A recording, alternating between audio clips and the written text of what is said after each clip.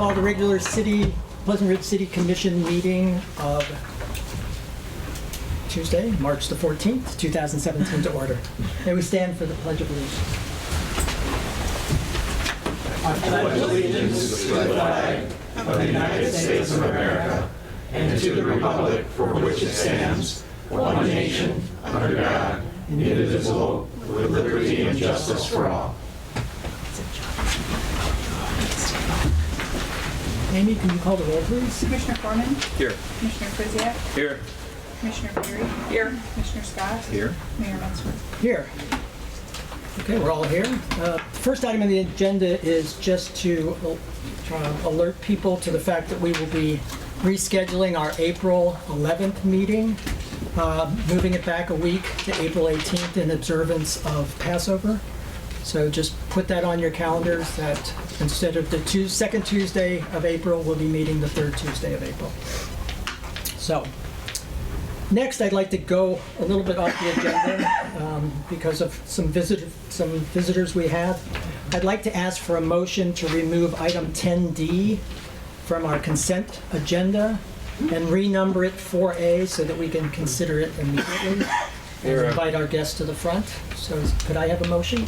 Mayor, I would move to relocate current item 10D and move it to what would be agenda item, I guess it'd be 4A in the agenda. Is there support? Support. May we take a vote? Commissioner Foreman? Yes. Commissioner Scott? Yes. Commissioner Kuziak? Yes. Commissioner Perry? Yes. Mayor Metzger? Yes. Motion carries. So if you're following your agenda, you will notice that is the request by the Ferndale Youth Assistance for FY 2017 funding. We have historically written a check for $1,000. We plan to do that again. And we are honored to have Judge Longo in the house to give us a little bit of information about the Ferndale Youth Assistance and the wonderful programs that it carries on in the community. Thank you. You're welcome. And Ann Kelly. Ann Kelly, one of our Truly esteemed important. residents from Esteemed resident Fairwood. and counselor at the Ferndale Schools. Yeah, there you go. Hi, Ann. And a member of our board.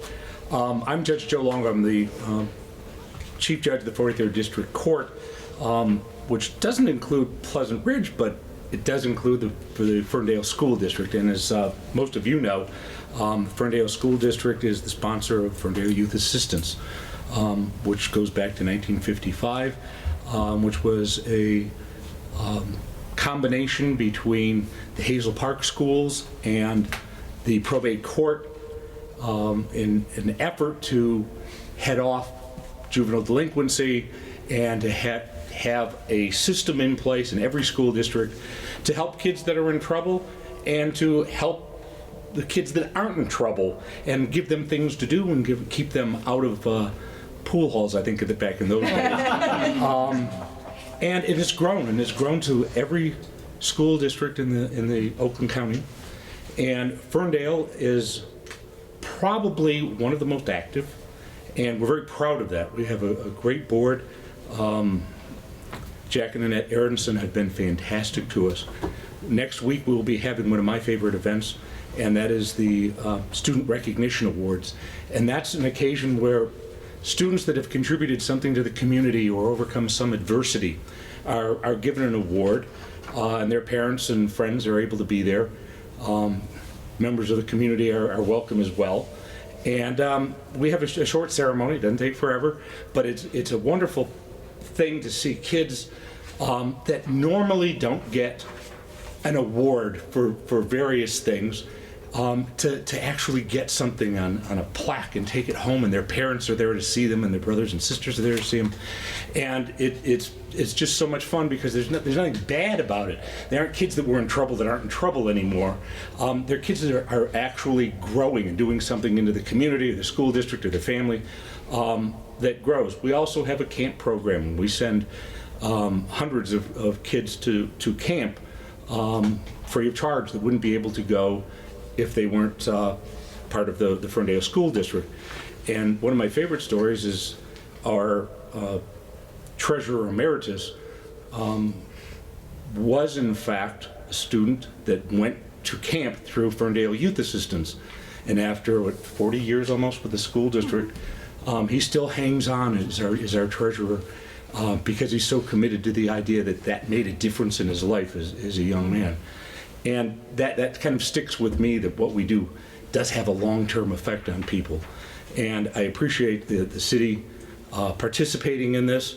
There is a partnership among the school board, the cities, and the county to make this happen. And along with our board, we're going to keep doing this for a long time. And I thank everybody very much. Do you want to kick in here as to what I happens guess I with just this? wanted to, add that in addition to the counseling services that we provide right on site at the high school, which are so important to our families, many of which do not have transportation, so they're able to receive counseling services right there. We're also providing family education as well. There are many workshops that we set up to help with parenting skills. And we actually have one set up on March 29th, if anyone is interested. It's a Love and Logic workshop, and if anyone has heard of Love and Logic or been to them before, they're really wonderful. I've probably been to about 8 of them, and I learn something new every time I go. So we try to serve the whole community. Not just our at-risk kids, but our kids that also excel. So that's why it's so important to have the support of all of our neighboring communities that we serve. So thank you so much for giving us this time. I was going to say, you talked about the treasurer who's been there. Now, what about this photographer that you always have, who's like Jerry Oley. 95 years old or whatever he is? He's incredible. He's got quite 95, but he's Okay, but pushing he's got- 90 real close. He has been there through thick and thin, and unfortunately his eyesight's going, and all he does is get a bigger lens on that camera. And he's just a wonderful guy, and he's probably the mascot that keeps us all smiling all the time. Well, my wife and I think it's one of this event next Thursday night is probably one of the best events we go to all year. It is the most heartwarming, and those kids are just adorable. And you can as you said, you can see the pride in their eyes and the pride in their parents' eyes. And that the one couple who had lost their child that has the annual award, it's every time you lose it. Yeah, Every time they yeah. get up there, so it's a terrific event. Thank you so much. I appreciate it. Thank you. And thank you for your support. Thank you for coming. Now, do I ask for a motion to approve? So I ask that a motion be made to approve our $1,000 funding for the Ferndale Youth Assistance. Mayor, I move that we approve the $1,000 funding for the Ferndale Youth Assistance For 2017. for 2017 Fiscal year. fiscal year. Fiscal year. And beyond. Is there a second? Second. Any discussion? Just Maybe it feels good to be able to contribute. It's the right thing to do. Yeah. Indeed. May we take a vote? Commissioner Perry? Yes. Commissioner Foreman? Yes. Commissioner Krzyjak? Yes. Commissioner Scott? Yes. Mayor Metzger? Yes, motion carries. Thank you. The next item is the EcoWorks Community Energy Management Presentation. EcoWorks in the house? Yes. Welcome. Thank you. Is that good? PowerPoint, Yes. lights off.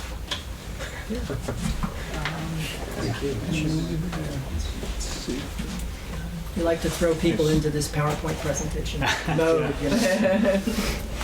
Yeah, hopefully everyone can see all right. My name is Henrik Mader. I'm an energy analyst with EcoWorks Detroit. I'm here to talk with you a little bit about the community energy management work that we've been doing with Pleasant Ridge, going on 2 years now, and sort of where the project's going.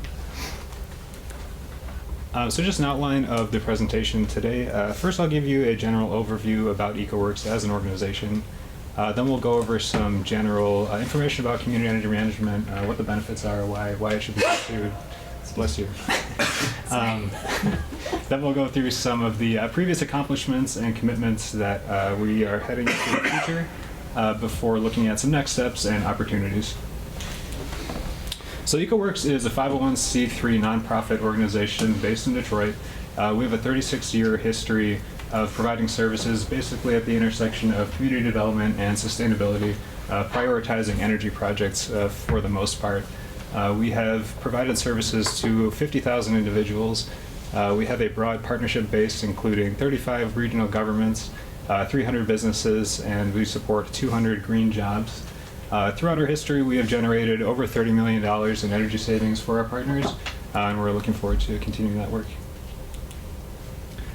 So EcoWorks has 4 main programs. Residential education is the first one, which works with homeowners and communities to basically understand energy bills and promote practices for energy conservation, explore ways that you can reduce your energy consumption and your bills at the same time.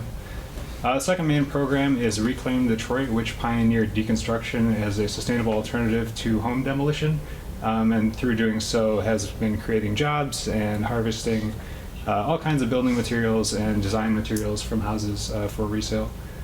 Our third main program is Youth Energy Squad, also known as YES, which works with local students in the Detroit area to promote sustainability plans and foster the next generation of sustainability leaders in schools. And finally, we have Strategic Community Initiatives, which is the program that myself and Brittany Anstead, who's my colleague, is a part of. And this essentially is serving as a catalyst for local and regional sustainability initiatives through partnerships with municipalities, local governments, and communities. EcoWorks is also part of the Michigan Community Energy Partnership, also known as MICEP, including also SEEDS, Michigan Energy Options, and the Southeast Michigan Regional Energy Office. This collaboration was formed in 2015, arising from various community energy management works that each organization was pursuing. So EcoWorks is based mainly in the Southeast Michigan region with Dearborn, Pleasant Ridge, Detroit, River Rouge, and Ferndale represented. Michigan Energy Options covers Lansing and Marquette in the Upper Peninsula, and then SEEDS is primarily responsible for Traverse City and Grand Traverse counties. So we have the whole state covered, and we use this as a valuable opportunity for collaborating on different ideas and initiatives to generate the maximum benefits for communities. So turning now to the community energy management work that's being done with Pleasant Ridge and EcoWorks, it might be helpful to sort of go over the motivations for pursuing community energy management. Why do this kind of work? So frequently, a lot of the partners that we have are local governments struggling with economic constraints, and even in cities that aren't facing as stark economic constraints, fiscal responsibility is a very important aspect of local government. And coupling that with energy costs that are rising and are also subject to fluctuating prices, you can really pursue community energy management as a valuable opportunity for ameliorating some of these concerns. Frequently, opportunities for cost savings through energy projects exist, but local governments can lack the technical expertise or staff capacity to pursue these effectively. So that's where a third-party organization such as EcoWorks can come in and fill those gaps.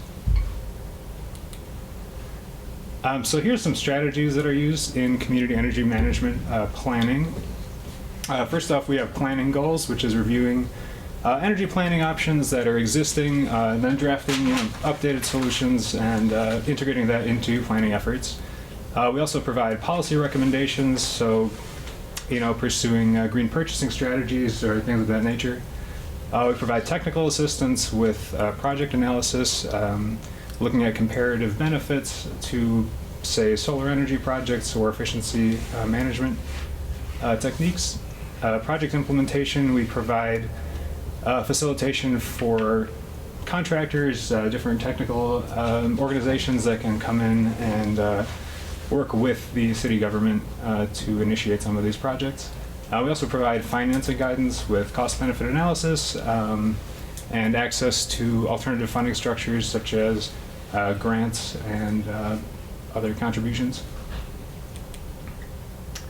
So I want to turn now to some accomplishments and commitments that Pleasant Ridge has already achieved. 2016 was a significant year for Pleasant Ridge. We identified an energy leader in City Manager Jim Brookman, which was a significant step in establishing our energy framework. We have established an energy baseline year based on benchmarking that was done for the City Hall and Community Center. The community center was prioritized as a target for a lighting retrofitting project, which was completed about 3 weeks ago. And this generates some significant savings with the lighting system being, the efficiency of the lighting system itself was increased by about 75%, which is certainly a significant result from that project. And upcoming, there is a solar project being pursued for the community center rooftop as well. So that's something to look out for. City Hall, where we are at the moment, Jim has independently pursued some LED retrofitting projects in the city manager's office, as well as the main work area of that wing. And that has resulted in significant energy savings as well. The Energy Management Plan framework, which was compiled in 2016, set out a formalized structure for energy planning that's going to be used as the ground to move forward on these plans. And finally, the Energy Strategic Plan resolution, which was passed by the City Commission in 2016, lays out the framework committing Pleasant Ridge to really integrating energy planning into future efforts to save money and generate some financial benefits for the community. In terms of future commitments, the energy manager will continue to be supported as taking a leadership role in pursuing different initiatives, and then the commitment to establishing a revolving energy fund, which is under definition at the moment, and we'll get into that in a moment here. So turning back to the municipal building energy consumption, as I mentioned, benchmarking has been completed for the City Hall as well as the community center based on utility data. And so the benchmarking was done using the EPA Energy Star Portfolio Manager Program, which is a really comprehensive tool available for generating comparisons with different buildings and serving as an indicator of where the buildings are. So based on that data, the municipal building energy usage baseline was established as March 2015 to February 2016. This is an important component because it allows you to quantify future benefits and sort of see where your projects are stacking up in terms of generating savings. So this graph below, I'm not sure if everyone in the back can read it, but it's illustrating the comparative energy usage of the City Hall and the community center, which are in blue. And on the right of each building is the average national energy consumption, which is normalized for weather. And that's with similar buildings in energy use intensity. So as you can see, there's definitely room for improvement. That being said, this was done excuse me, before the LED projects were done. So, these figures are slightly lower now, but there are certainly some gains to be had in both buildings. Shifting to the City Hall, the previous lighting project increased efficiency by more than 60% in the target areas, which was the city manager's office as well as the City Hall office wing. The graph on the right here is illustrating the benefits of each area. As you can see, certainly a significant project. Completing the LED retrofit for this building, so shifting all lighting structures to 100% LED, can generate over $4,000 in savings over the lifetime of the bulbs. So that's something we certainly recommend for the future. And then another technology we're looking into is window inserts for reducing energy loss through sealing up the envelope and reducing the heating and cooling energy required. And I'm not sure if people are familiar with inserts, but they're essentially storm windows that go on the inside of the window. And there are some local options for purchasing those. And those can generate about a 30 to 40% reduction in heat loss, so certainly significant. So as I mentioned, the Energy Management Plan framework was established in July 2016. And this document lays out a very formalized structure on which to build future energy planning efforts. One of the main things that it specified was that an energy manager should be appointed, who again was decided to be Jim.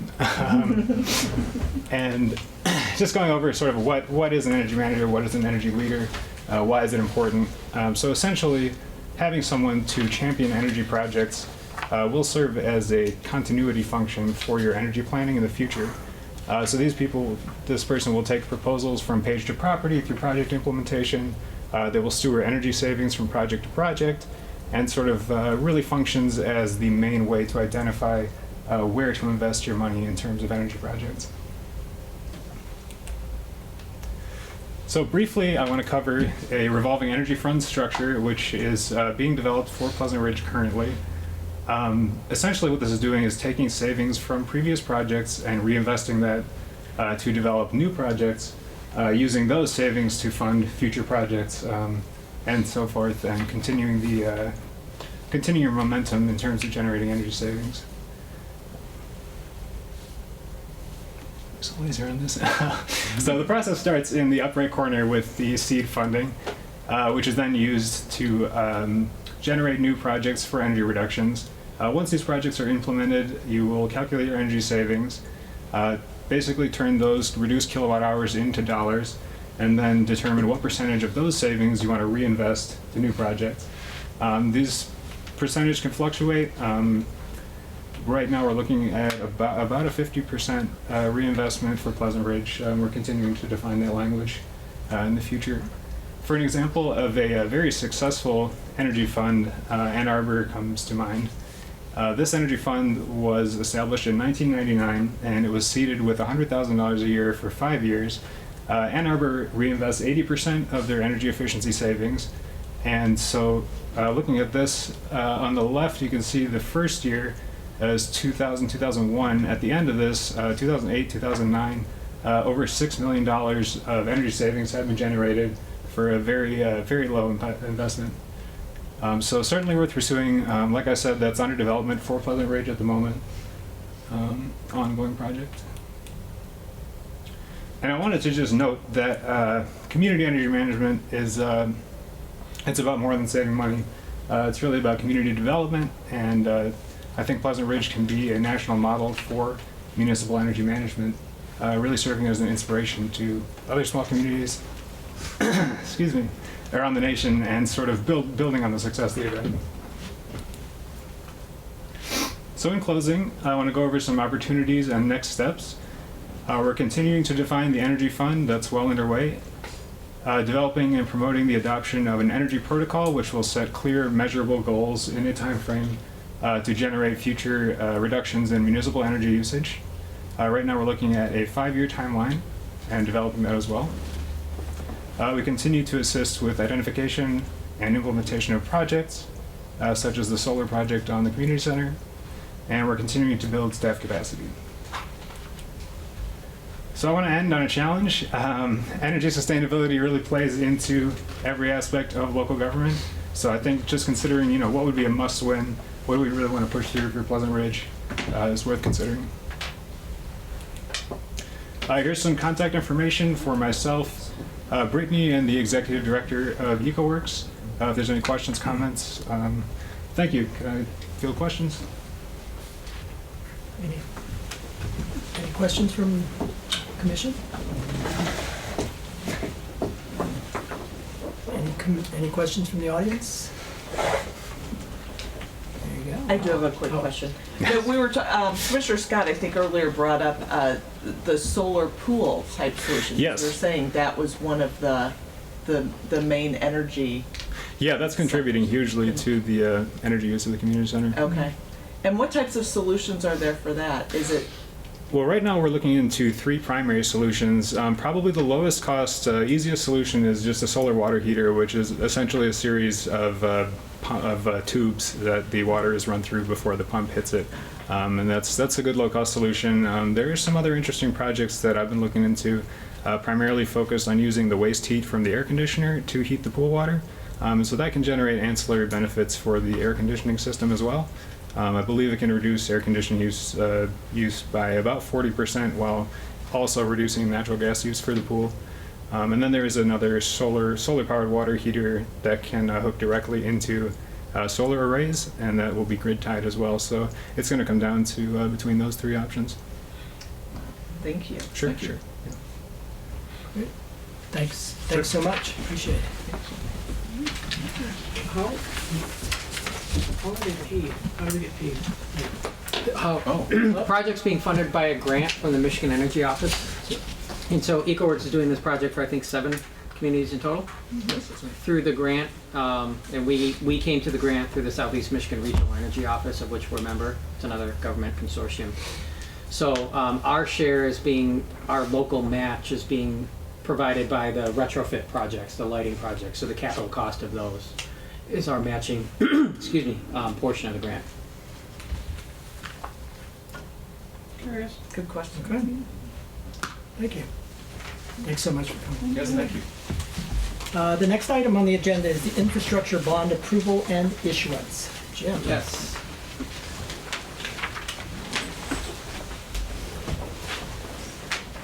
So you'll recall back in September, we issued the notice of intent to issue infrastructure bonds. And we are at the point now where we are ready to have the City Commission consider a resolution authorizing issuance of the bonds. We're proposing to issue bonds with a face value of $3 million, which would be repaid over 15 years using the funding from the infrastructure millage. Wouldn't require any new property tax millages to repay these bonds. We're using existing income streams. And the reason for floating the bonds is simply that the roads will not wait. And we don't have the money right now, but we have future cash flows that we can use to levy these bonds. We bid out the Hanover and Norwich project for reconstructing those this summer, and we got those bids back last week. We're in the process of evaluating the bids. We're not ready to award the project yet. We'll be doing that at a special City Commission meeting on March 28th after we've vetted some of the contractors. But we did bid those projects out, and pricing came in as we expected it to, which is good.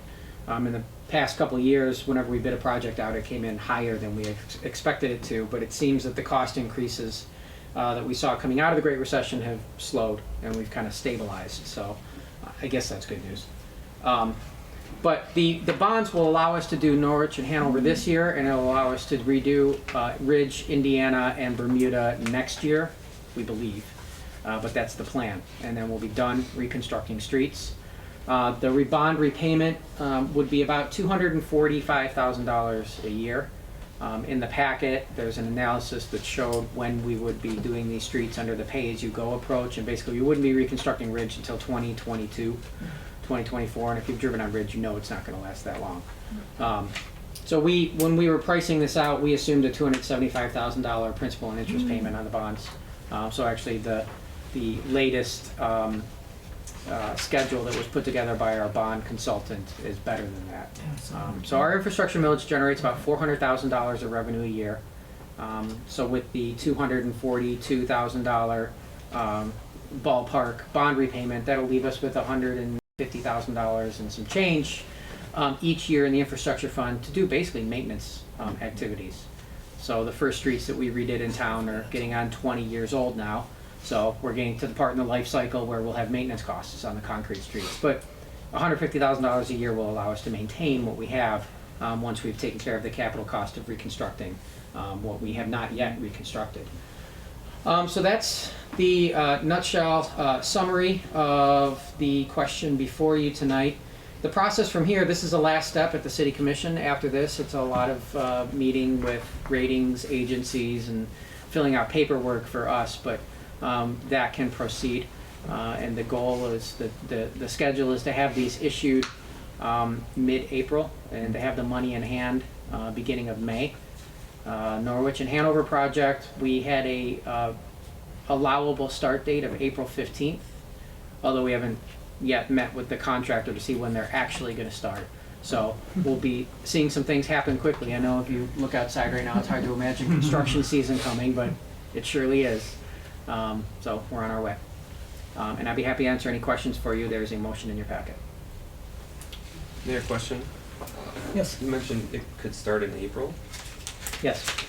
Normally we start after the school year, but since these roads maybe don't really interfere with school traffic, is that why it would start earlier? Right. There's always been two considerations. Funding, because we get our fiscal year starts on July 1, so typically we don't have the money, because it's on the pay-as-you-go. Yeah. We need the future year's cash flow. So usually we'd start in June, and then take it.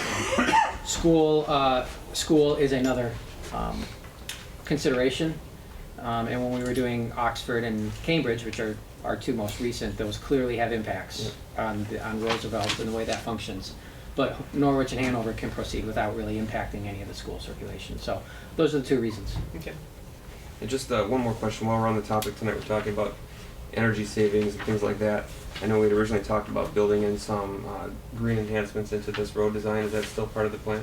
It is. If you're familiar with the alley between 696 and Kensington, when we redid that, there was no underground utility infrastructure there. So we did that whole alley as pervious concrete. It's been a good, successful test so far.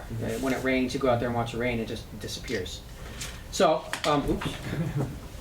we're going to use that same concept and build that into Norwich and Hanover.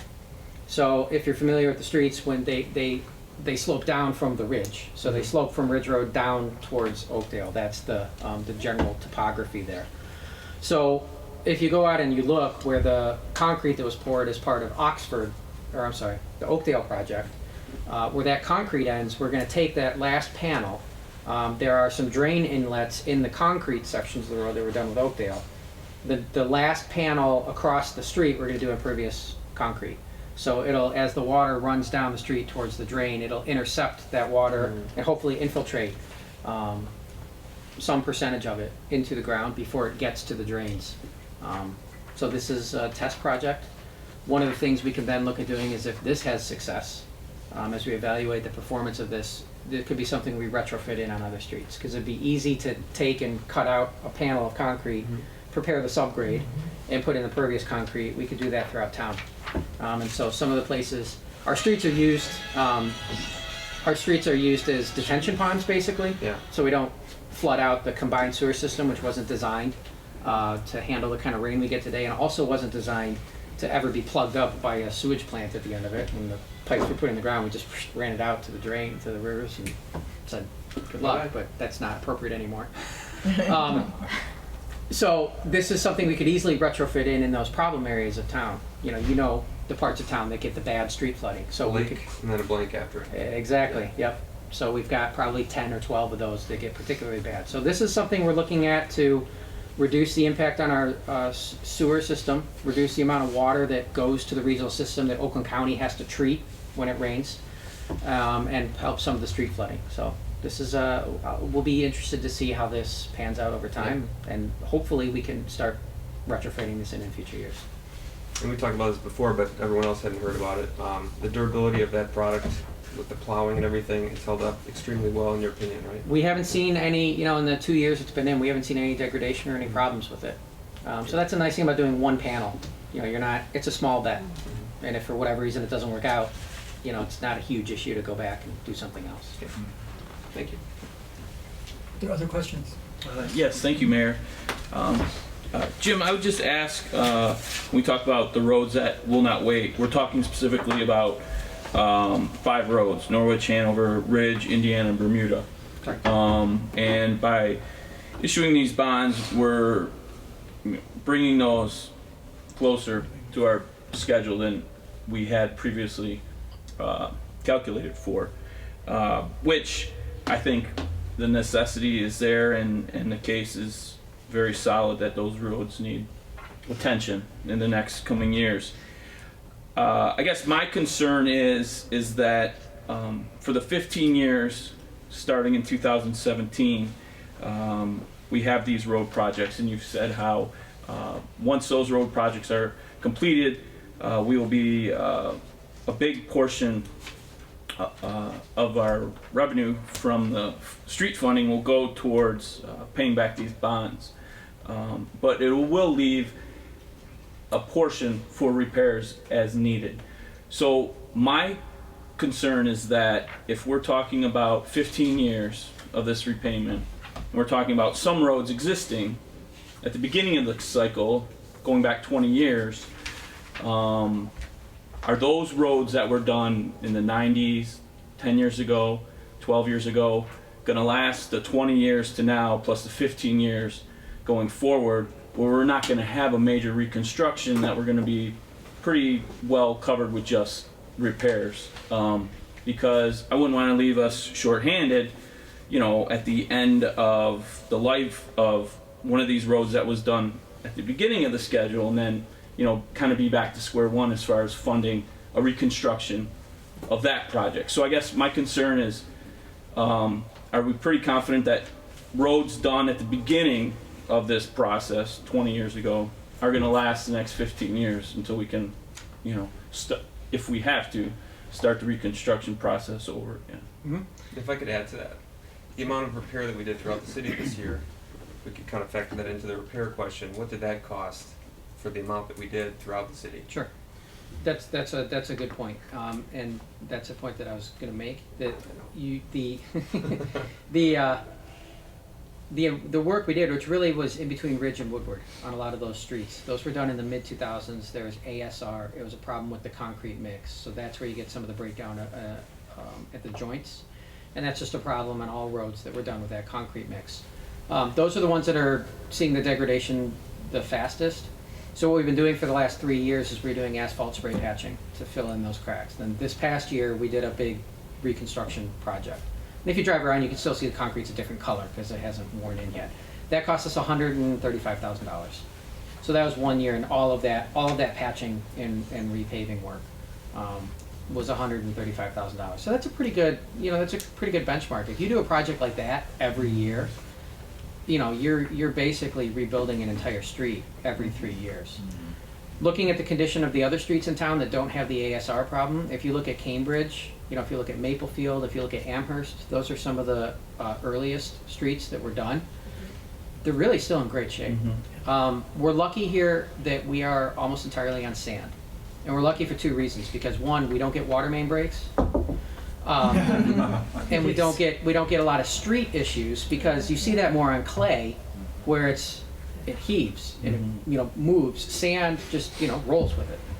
So we don't see a lot of the problems that you might see on other concrete roads. The thing you often see is the panels start to shift, or you get the bumps, because they start to heave to different levels. We're having none of that here. So am I confident that the streets are going to last? Yes, absolutely. A concrete street should last you 50 years if you keep up on maintenance. One of the things we're looking at doing too, when we have the engineers go and look at, usually every about 3 years, is a joint sealing program. So go just make sure that all of the joints are sealed so you don't get the water coming in and degrading the joints. And we've never had to do one because the joints are all in great shape on all of the streets that we did 20 years ago. So, that's just a testament to the luck we have with the geology that we sit on here on the sandbar. So yeah, I'm confident that we should be able to make it through without a problem. Based on everything we've seen, we have no reason to believe that we'll have any looming major costs. And I think $150,000 a year will be adequate, certainly, to take care of that. And we also have major and local street funding that we get every year. That we use for a lot of things. There's funding available in that we can tap. So we've got some other levers we can pull. Okay. No, I appreciate your insight on that, and that was my concern, putting 20 years plus 15 years, getting us to a 35-year marker, but yeah, 50 years when we're talking about life expectancy for an entire road, that puts us well beyond that threshold. Right. So, Yep. Thank you. And the concrete itself is one thing, but the pipes underneath it, are you just as confident about that? Yeah, so we every time we rebuilt a street, we camera and clean out the sewers, and now we're going back and checking all. We've started a program because it's been 20 years, and we're going back and we're rechecking and cleaning and cameraing all the old streets that we've done. We've always made the repairs we needed to make based on that analysis when the streets were done. So it's tip top, that we're aware of. Cambridge, Oxford, Hanover, Norwich, we're going to be doing a sewer lining program, which we're in the middle of working with our engineers to do that. So that's where we actually put like a plastic insert on the inside of the pipe where you've got problem areas, and then it expands and just kind of creates a new pipe. So those will be in great shape. And the streets that we've done, we started over at the beginning. So Maplefield, Amherst, Cambridge, we had those cleaned and cambered last year. No problems. So a few very minor things that we had to do, mostly around the drainage structures, the vertical structures coming down. So we had Royal Oak take care of those last year. So we have no reason to believe that there's any major issues coming up on those. But the good thing with the technology is you can explode water mains now. We actually put it in, it explodes the old pipe, and you have a new pipe there. So you can do a lot of things without having to dig anything up. And the lining projects we're doing for the sewer mains is another example of that. Much cheaper because of that, I'm sure. Absolutely. Yeah. Thanks. Any questions down here? Thank you. Maybe one. Okay, The- gotta represent the side. Sure. The repayment interest the rate is low, but we know there's an interest payment, and I imagine that there's no other option that would be less than the interest that we'll pay. I Not to guess that's get, the not to question get I the would lump ask. sum of money that we need. Exactly. Yeah. Okay. Yep, there's always a bank loan option, Mhm. which you can get lower interest rates, but those typically have a 5-year term. Right. So, we can't handle the repayment on that in that short a time frame. Right. And we don't have the money to loan ourselves. And there's to no this. small amount of repair that you would imagine that would be less than the cost of the interest over that time. No, The road needs to come up. yes. Yeah. But Yeah. I did notice in the, I'm sorry, Mhm. I did notice in the time frame that you went for a bond rating a couple different times. Mhm. Is that, is there any reason why you go back like a month later and ask for another bond rating? Because, I don't know, the bond consultant and the bond attorney put that schedule together, so I take just their lead curious. on the I figured one time. process. Mhm. But we have been through our periodic rating Right. process, because we're rated by With the- Moody's, Right. because we've got the pool bonds that are out. Right. And I can tell you that there's multiple phone calls involved in just reaffirming the rating every 2 Okay. years. So I would not be surprised if we're on They the do phone the with same thing. Standard & Poor's. For this. Okay. And will it require a amendment to the budget in April? Yes. Okay. So once we get everything in place, we will amend this year's budget to account for Got it. all of this, which was not in the budget before. Mhm. But we just need to know the final numbers before Sure. we can do that. Yeah. Thank you. Any other questions? Okay. Can I have a motion to approve the resolution? Mayor, I move City Commission approve the resolution authorizing the city to issue and sell general obligation capital improvement bonds. Is there support? A second. Any more discussion? Okay, may we have a vote, please? Commissioner Foreman, Yes. Commissioner Perry, Yes. Commissioner Krzyjak, Yes. Commissioner Scott, Yes.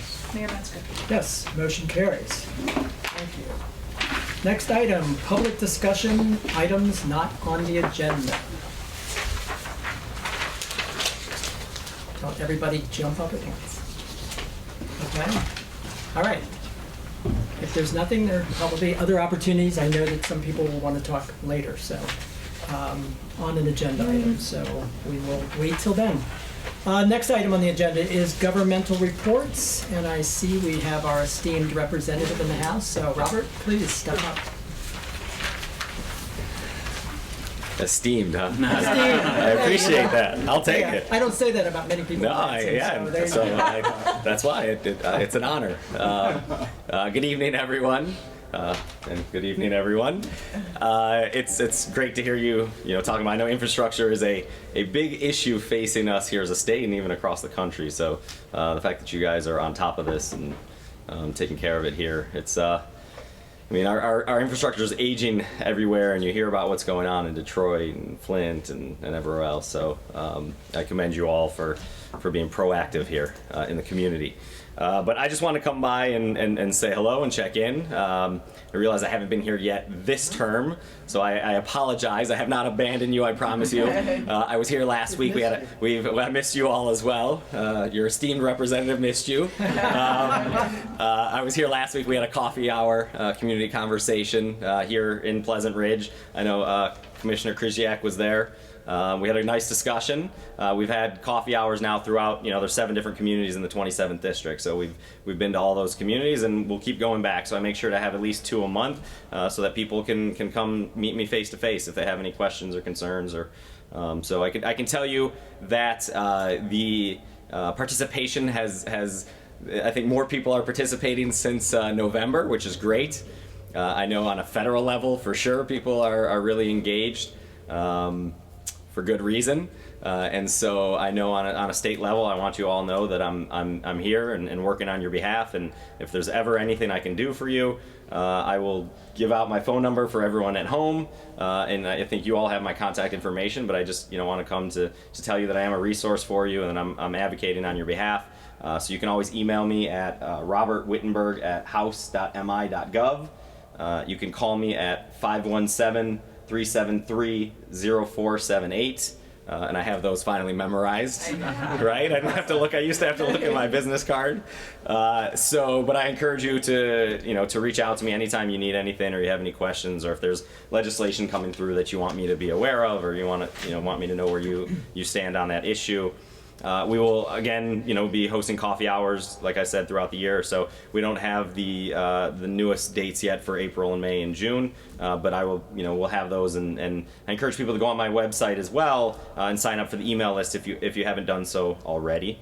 But again, just wanted to come here, and I also wanted to come. I know on the agenda we had talked about this. There's the discussion about joining the Welcoming Cities program as well. And so that's something that I think a lot of the different communities in the 27th district are talking about now, which is wonderful. And so I wanted to be here to see that discussion happen here. Just to give you a little background on what's been going on in Lansing, and then what committees that I'm serving on. So I'm on the insurance committee, the Financial Liability Reform Committee. I'm the minority vice chair, so both are the same as last session. The only thing that changed is I was on health policy last time. I'm not on health this time for whatever reason. I'm on a committee called Law and Justice. And to this day, I still think it sounds like a TV show, Law and Justice Lansing. And so, we've had quite a few different issues that have come through that committee, the Law and Justice Committee. Not as much that came through the Insurance Committee. One bill that we've passed out, just to give you an idea of something, is to be able to show your registration, car registration on your phone, so that you're able to do it electronically or show paper registration. So it gives you that option as well. So that was a bill that went through our committee and actually just passed on the floor. I actually passed in committee, just so you guys know, there was language that I thought should have been tightened up a little bit. Unfortunately, the chair of the committee and the sponsor of the bill didn't agree, so I passed, but ultimately I voted for the bill because I agree with the intent of the bill. And so, the attorney said it should be fine. So that actually we passed today. And then in our Financial Liability Reform Committee, we've just had presentations from people from state offices come through. As far as legislation that we've seen on the floor, the biggest thing is, I'm sure something you've all been aware of, was the move to repeal the income tax here in the state of Michigan, which ultimately turned into trying just to lower the income tax here in the state of Michigan. And listen, we'd love to pay less taxes, but our taxes serve a purpose, and we need that money. And especially last year, we had passed a roads plan to try to fix our roads here, and so it was originally going to cut, if they did away with the income tax entirely, we're looking at a $9 billion hole in our budget of about a $50 million budget, which is not an insignificant number. Ultimately, it would cut about $1 billion a year is what they were looking at. But with no way to replace it, and no, they just said we're just going to get rid of it, and that was it. And you had the makeup of the legislature. Obviously, it's a Republican-controlled legislature, but you had one Democrat voting for this, but then you had 12, I'll say, more moderate Republicans who realized that this was a fiscally irresponsible proposal, where you can't really do that and not backfill that money that you're missing there. And so we had all the Democrats save for one, and you had 12 Republicans who voted against it, and this actually died. I mean, it got voted down, which is rare. It went up on the board and didn't have enough votes, and they closed the board anyway. You typically, for those that haven't been to Lansing or see what goes on, if they don't have the votes, usually they won't put something on the board if they don't have the votes. But if it goes on the board and they realize they don't have the votes, they'll clear the board. And so it's as if it was never brought up. They'll just, they'll bring it up for a vote. They'll realize they don't have enough votes, so they'll clear the board. For some reason, the speaker, I think, closed the board because he wanted to get people on record as to where they stood and, campaign promises that people made. But this is the first time, my understanding is, since about 2000 or 2001, that a bill was up on the board that actually got defeated. So we actually felt good about that because it's, like I said, it's fiscally irresponsible, and I offered an amendment to implement a graduated income tax proposal here in the state of Michigan, and that's something I'm working on with some of my colleagues as well, which would, again, it would save taxpayers money, but do it in a fiscally responsible manner. We would save 95% of taxpayers here in the state of Michigan would see a decrease in their income tax, Yet we would generate over $800 million of new revenue just by having tax fairness, where the top 5% and specifically the top 1% pays their fair share of taxes, and we can create new revenue here in the state of Michigan. So I think it's a really good proposal. Ultimately, it would have to go to the ballot because we have to amend our state constitution. Our constitution bars a graduated income tax. It says that we have to have a flat tax, so it would have to go to a vote of the people. But we would love to give people that option, to vote on that and generate a lot of new revenue and also save a lot of people money on their income taxes. So that was the big thing that happened in Lansing. I can't tell you offhand. I don't think there have been any other big legislative issues that we've dealt with. What was the FOIA? So that one hasn't gone through. So it's FOIA/LORA, the Legislative Open Records Act. Okay. So that is so right now, currently, we're one of only 2 states in the country where the legislature and the governor isn't subjected to the Freedom of Information Act. So you can do everything in secret in Lansing. And so this is legislation to push for transparency in Lansing.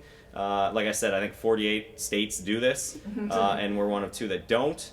This went through last time as well on the House, and we're going to be voting on it this week, and I would bet that it's going to go through. But where it's going to get held up is on the Senate. In the Senate, the Senate Majority Leader Meekhoff. It doesn't mean anything. Correct. It's not important. Correct. So that's something we'll see. Trust us. Right. I'm sure right. he said that too. Right, exactly. So we'll see that come up again this week for us on the House, and I would encourage people to reach out if you have friends. I mean, I will be voting for this, and yes, exactly. But if you have friends that live in other parts of the state as well, encourage them. I think this is a really important issue. We want you guys are subject to it here locally. All local communities are. Our state should be as well, and our governor's office and legislature. What I found fascinating was after working on the straight ticket voting issue, that everybody was upset that there were only 10 states that allowed straight ticket voting. Right. And yet there's only one other state that doesn't have FOIA. We're the least transparent state in the country. And Yes. they named that over and over again. Correct. And that doesn't seem to matter. No. It's amazing. It's sad, to be honest with you. And then just some of the legislation I've been working on, making voting easier for people, any reason or no reason absentee voting, and just expanding it for anyone that wants to vote absentee. Also automatic voter registration, so it's an opt-out system instead of an opt-in system. So when you go to the Secretary of State, you're automatically registered unless you say you don't want to be, because we know the participation numbers would be much higher if it's an opt-out system instead of opt-in. I introduced those bills; they haven't gone anywhere, unfortunately. But those are some of the things I'm working on in Lansing. I've introduced a few other bills, and there are a few other ones that I'll be introducing soon. But if you're on my email list, I'll keep you up to date. And if you ever have any questions, I encourage you to reach out to me. Will insurance address anything around Detroit? Auto insurance? With like auto no fault? Yeah. Well, especially in Detroit. I mean, options that Duggan has put forward and others have talked about. I don't know that come under your answer. purview? Yeah, it will, and I'm sure we'll see it on the insurance committee. Last term, Mayor Duggan was pushing for the D insurance. Right. They've kind of done away with that. There's a big issue with that. I mean, you create kind of like a second-class insurance system for people, and we know the cost of healthcare in the state, and so you'd go in the hospital and there was a cap on your benefits, and you'd leave people in the cold. And so, most people said that this isn't a feasible option. So he's making a push now to just reform the auto insurance across the state, and hoping that it'll benefit the city of Detroit, is what he's hoping for. So I haven't seen a proposal that he's been pushing, anything that he's pushing, and I haven't seen anything introduced yet in the legislature. So I'm waiting to see what happens. We know that something will be proposed. We just don't know what. In the past, it comes up every session. I can tell you that there's always something that comes up about auto insurance here in the state, and without question, we have the best benefits in the country. No one can argue about that, but we also have high rates. So, I think it's great that we have this, wonderful insurance here. But of course, we can, we want to try to lower the rates for the drivers here in the state. And so we want to think of ways to do that actually guarantees the rates will be lowered. There were some proposals that would literally just switch profits from like one group to another group without guaranteed savings for the drivers here. And I'm not about to, vote for something that'll abandon our system that's in place. And it doesn't guarantee that there's any savings at all. So yeah, I stay tuned, and I'll keep you posted as well. I know we've had some discussions about it in the past. They said they wanted to overhaul the whole system. Now there's some things where people on all sides of the issue agree on and saying, well, let's work on those and see what it does to our rates. And it's, to be honest with you, this one isn't even a partisan issue. You have you have Democrats and Republicans on one side and mostly Republicans on the other side, but you have a group of Republicans that work with the Democrats on this particular issue. So it's actually mostly Oakland County. A lot of Oakland County Republicans have been working with the Democrats on this issue. So, but yeah, something will happen. Something will be introduced, and there will be hearings on it in Lansing. But as far as what and what it's going to look like, I don't know. So, but I'll keep you posted. One last question. As many as you want. I'm here. I'm at your mercy. I know, but for people at home, yeah, we want people at to home. be courtesy of time.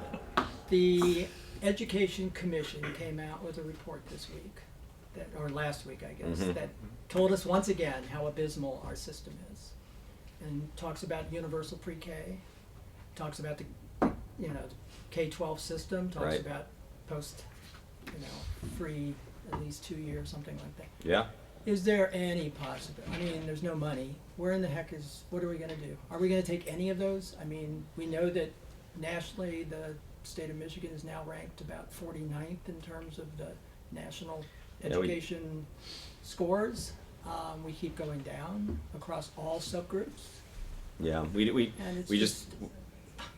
don't make the investment that we need to. We know that, and you look at that and compare us to other states, and people always, they talk about Massachusetts as being one of the best states for education, but they fund they fund it, and it's tough to get things done. And yes, I know we want to be responsible with our money, but like when we don't make any investment, we're not making much of investment at all. I don't know how we expect great results. And then you have the issue of changing the test, that students have to take every year, every couple of years, and there's a push right now to do away with what's referred to nationally as the Common Core, but there's Michigan standards specifically, and there's people who are pushing to do away with that, which would change the testing here in the state again. And so it's tough. How do you benchmark? How do you compare your students if the test itself is changing? Our teachers and our educators have to keep relearning, and then they're spending their time trying to figure this out, and then they're teaching to a test, and so it's it's a system that has been it's been failing us for quite some time. And then we can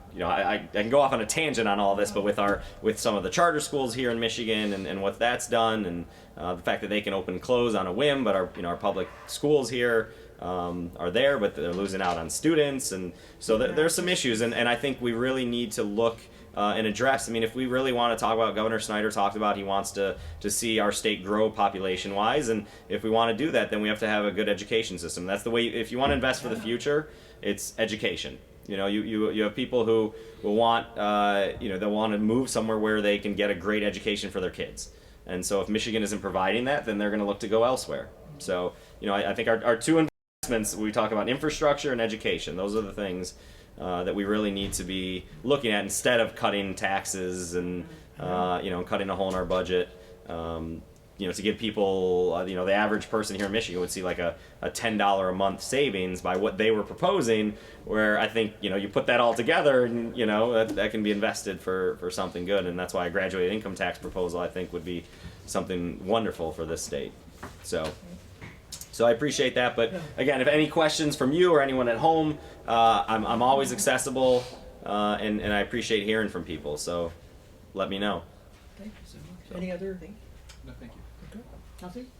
You got one. If I could squeak one Sure, in you here can squeak really one in. quick, I just want to applaud you and thank you for making time last week. I know it was well attended over at the community center. I know Cindy was there. Other residents were there, and it was really good to get FaceTime.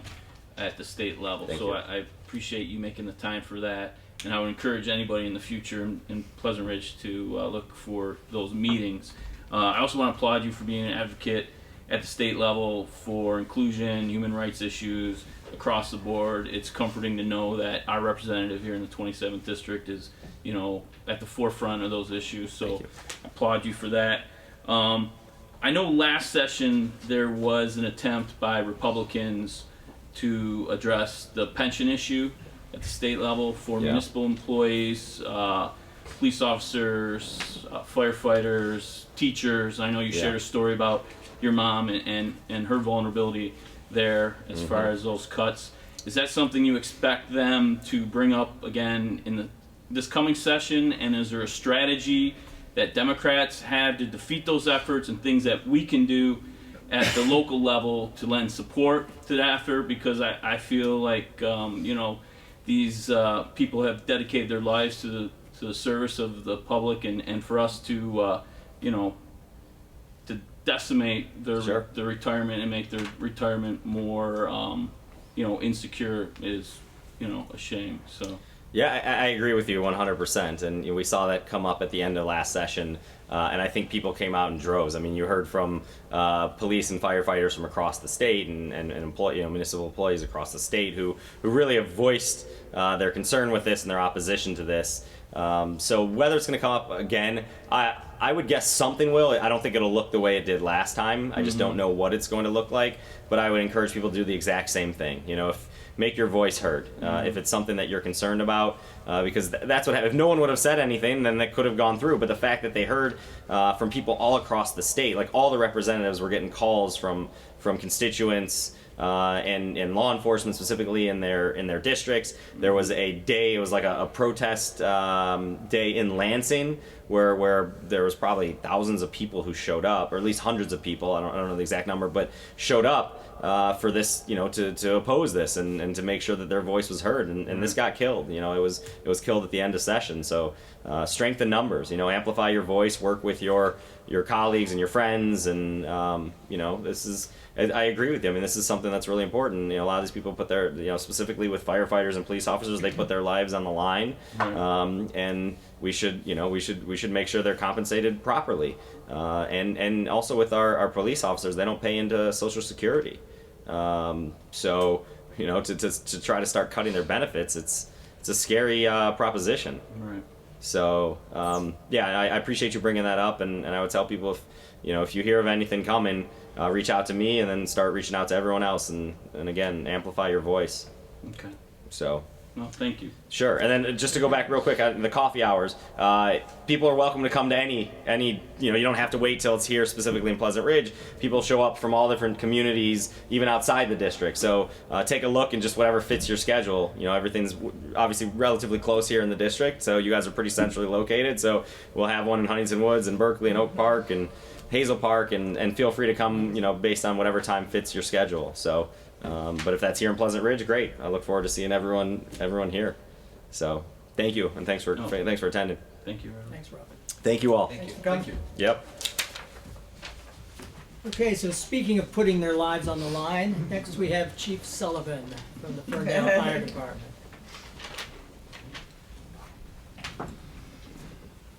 Mr. Mayor, Commission, I'm here to report we just hired another firefighter and we have one in the chute. So after our infamous hiring of a female firefighter, we got another new guy on the list, and one's going through testing right now. So we'll be getting him done. Then we hope to cycle through union negotiations, and then the city's going to allow me to hire one, which we haven't had since 2010, to balance out units and reduce overtime. But I think we're holding on how negotiations go before we do that hiring.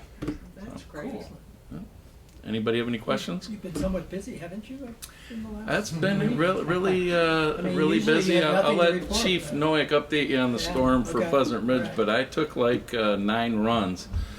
And then when they started pawning medicals off on me, I know the dispatcher kid at Ferndale was getting like, Chief, there's another call, but there's no one available. Could you take? Okay, kid, but would you start pushing me out on medicals? That's going to be a problem. But he was real humble about it. But yeah, we got kind of hopping there for a while.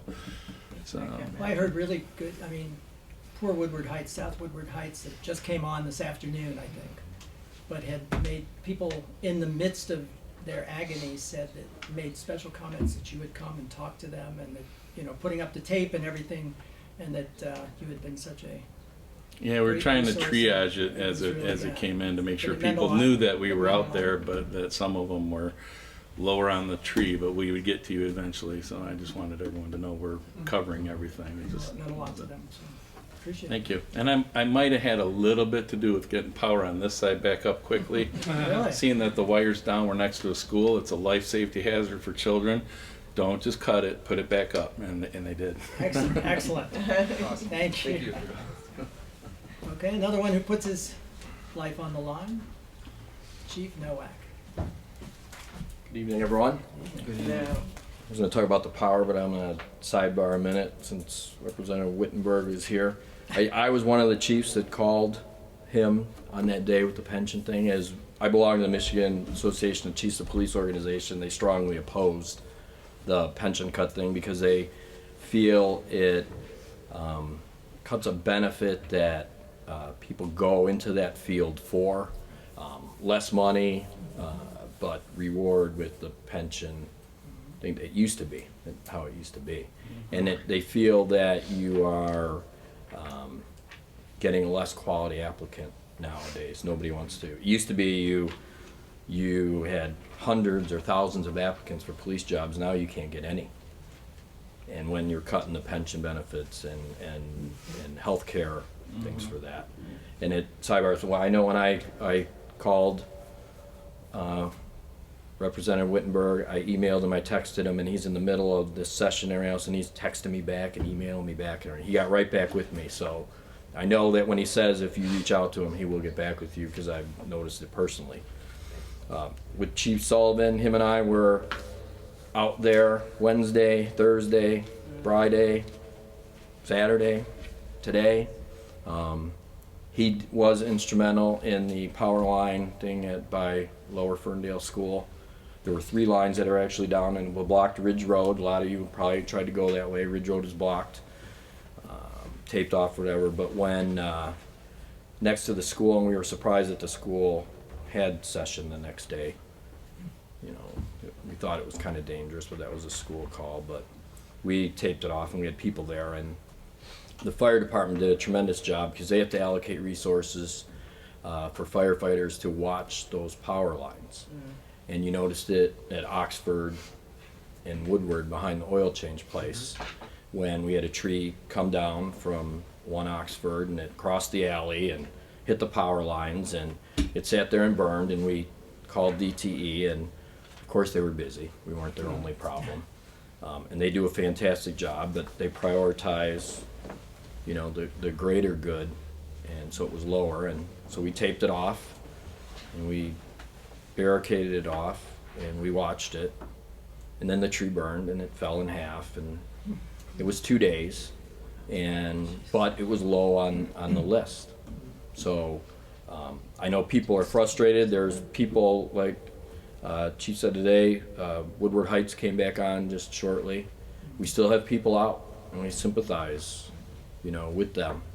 I know it was, I'm sure we all have experienced it, and I can't imagine that 6 or 7 days is pretty brutal, and then it snows. You know, you go from 60-degree weather to snow, and it happens, and it just exacerbates the problem. So I want people to know that we do call. We don't have a magic number. You know, we get on a list. The actual best way is to call and report like they do, whether it's business or residential. We can prioritize things, and we try, but DTE weighs how much good it affects, and if 10 people are out, well, the 40 people are going to get attention before those 10, and the 100 people before the 40, and the 1,000 people or the tens of thousands of people. So we get as frustrated as everybody else. We lost power here at City Hall for about 28 hours. We have a backup generator, and thank God, don't do like Jim did with the water main break, knock on wood, it ran flawlessly, but we do routine maintenance on that too. So again, we sympathize with everybody. If there is I know I don't have to go over it because Isaiah Thomas always said it. Oh, Isaiah, look for the down lines and stuff. But if you do see down lines, you know, or trees, call us, call 911. We'll come out. We'll do what we can, and we try to get it as fast as possible. Questions? No. Bonus. Let you off easy. Bonus. All right. Thank Go you. get some rest. All right. Thank you. Okay, I think that's it for government. Next item on the agenda is City Commission liaison reports. We'll start with Commissioner Perry, Planning and DDA. Thank you, Mayor. The DDA will be meeting this month on Monday, March 27th at 7 p.m. at City Hall. They will be awarding a facade grant to one of our businesses in our DDA. So that should be a good, interesting meeting. All of the DDA members will be able to, you know, review the plans and choose the winner to receive the grant. Jim, is there anything else I should say about that? Nope. Okay, thank you. Thanks. That's That's all it? I have. All right. So yeah, Monday the That's it? 27th. Okay. Commissioner Scott, Historical Commission. Sure, just some dates to put in your calendar. The Historical Museum will be open on March 18th. It's usually open from 10 to noon, and you can check out some of the interesting artifacts from the city and maybe even look up the records of your home. A lot of those records are in the building. I think someone just recently found an interesting coat from a police officer, or maybe a fire officer from the 40s or 50s that is now in the building. It's just a really interesting place to go to see our history as a city. The next up would be the Home and Garden Tour on June 10th. Still looking for people that might be interested in showing their homes or their garden on June 10th. It's usually a lovely day, get 8 to 10 homes, something to participate in. And the next one's a really interesting one. We're going to have a speaker series on the history of our city's pool, and that will be on August 2nd.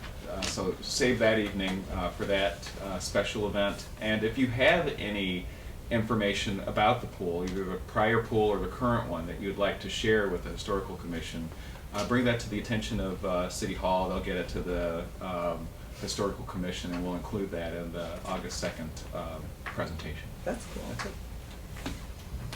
I'll bring my chair. Commissioner Krzyjak, Recreation Commission. Thank you, Mayor. Also, a couple dates to remind everyone. April 1st is the pancake brunch and egg hunt. The brunch will begin at 10 o'clock. We'll have pancakes and sausage.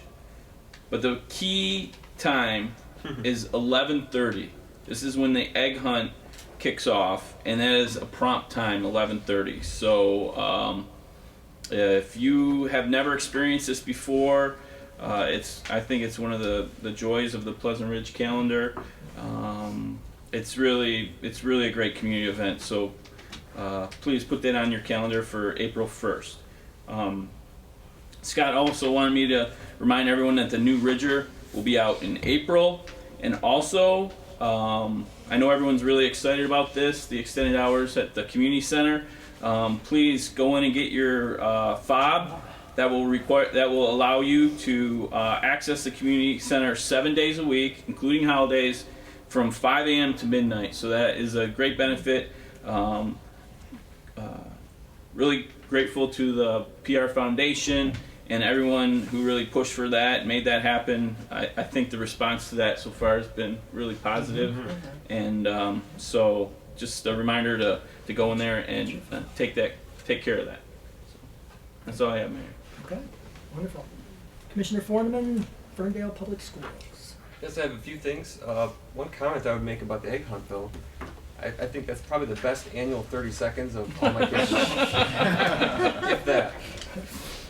We will have medical attention. Wow. Staffing. Yeah. So I have a couple of sort of administrative updates I'd like to share. Many of us have probably already heard that there is currently an open seat on the Ferndale Schools School Board. Trustee Amy Butters resigned from her position effective February 26th. And since that time, the board was accepting applications to fill that position, and the position expires on December 31st, 2018. So they accepted applications until I think it was today, and I believe they're doing interviews as we speak, or they've already done them tonight. It was this evening. So if you had any interest in applying, I hope you already did, because probably the door is closed now. But I just wanted to mention, I think anyone whoever does ultimately fill in for Amy has some very big shoes to fill. I have a great deal of respect for her personally, as well as in the job that she did on the school board. I think she has a really big heart. She put her heart into everything she did. She has a lot of really good, tough questions when they needed to be asked. She made a really big difference for the better, and her presence on the school board will be greatly missed. Next one, related, you may have heard about, just some information if you haven't heard about it, is that Ferndale School Superintendent Blake Pruitt has applied for a position in another district on the west side of the state. This was reported, I think, last week by Crystal Proxmire on the Oakland County Times website. I think it's understood that, still in the midst of the restructuring and transition plans that really took effect this school year, there's going to be a lot of families with questions and concerns, naturally. One thing that I think that we know from our experiences with Mr. Pruitt, the superintendent, from our experiences with him thus far, is that he is extremely committed to the students and to the job that he's doing, and he's not going to just kind of check out. So every minute that he's here, I'm confident he's going to be devoting that minute to our students and the betterment of their education. I think district families have seen many significant changes over these past 2 to 3 years. Mr. Pruitt was obviously instrumental, oops, another pen dropped, in executing those changes to put things on the right path where they really needed to be. There's a lot more to be done. There's a lot more changes ahead, I'm sure. But I think that our school board has proven itself to be both willing to take on and capable of taking on the big problems, that whatever may lie ahead. So I think, they hired a good superintendent once, and if he should decide to leave us, they'll hire another good superintendent. I think we're still in good hands with the school board that we have. In entertainment news, I don't have a segue there. The spring's musical is called Seussical. It runs from March 18th through the 26th. It's a mixture of both evening and afternoon shows. Tickets are available for sale, both online and at the door.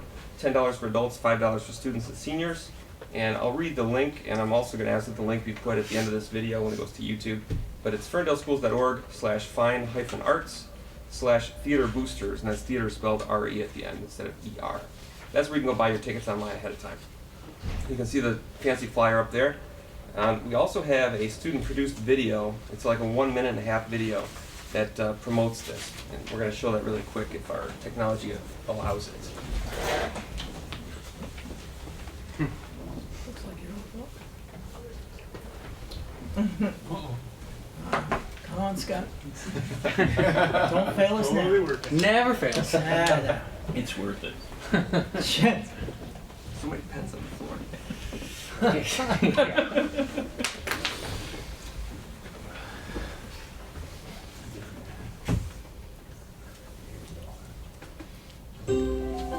can see that you've got quite a mind for your age. Why, one thing, you dragged me right off the page. Now I'm here and you've got a wonderful part. This is the time where our thinking will start. Think about the city of who? The Circus McGurkus. And Stalasaloo.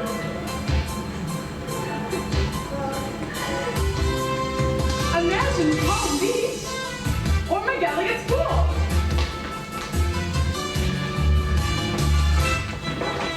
Or at the River Waloo in the jungle of Newell. Order in the court. Or seeing Seussical at Ferndale High School. Just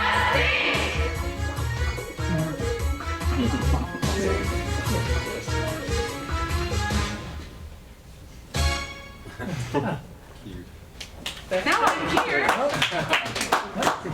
The rest was the blooper reel. We cut that. You can watch that at home. My last event that I'd like to mention is the annual FEF dinner and auction. Again, it's an annual event. It's a fundraiser for the Ferndale Education Foundation, which supports educational programs and equipment above and beyond what the normal school budget can cover. And this is given to teachers through grants when they apply for a particular grant with specifics of what they would like to buy. Those options are weighed and grants are awarded with these monies.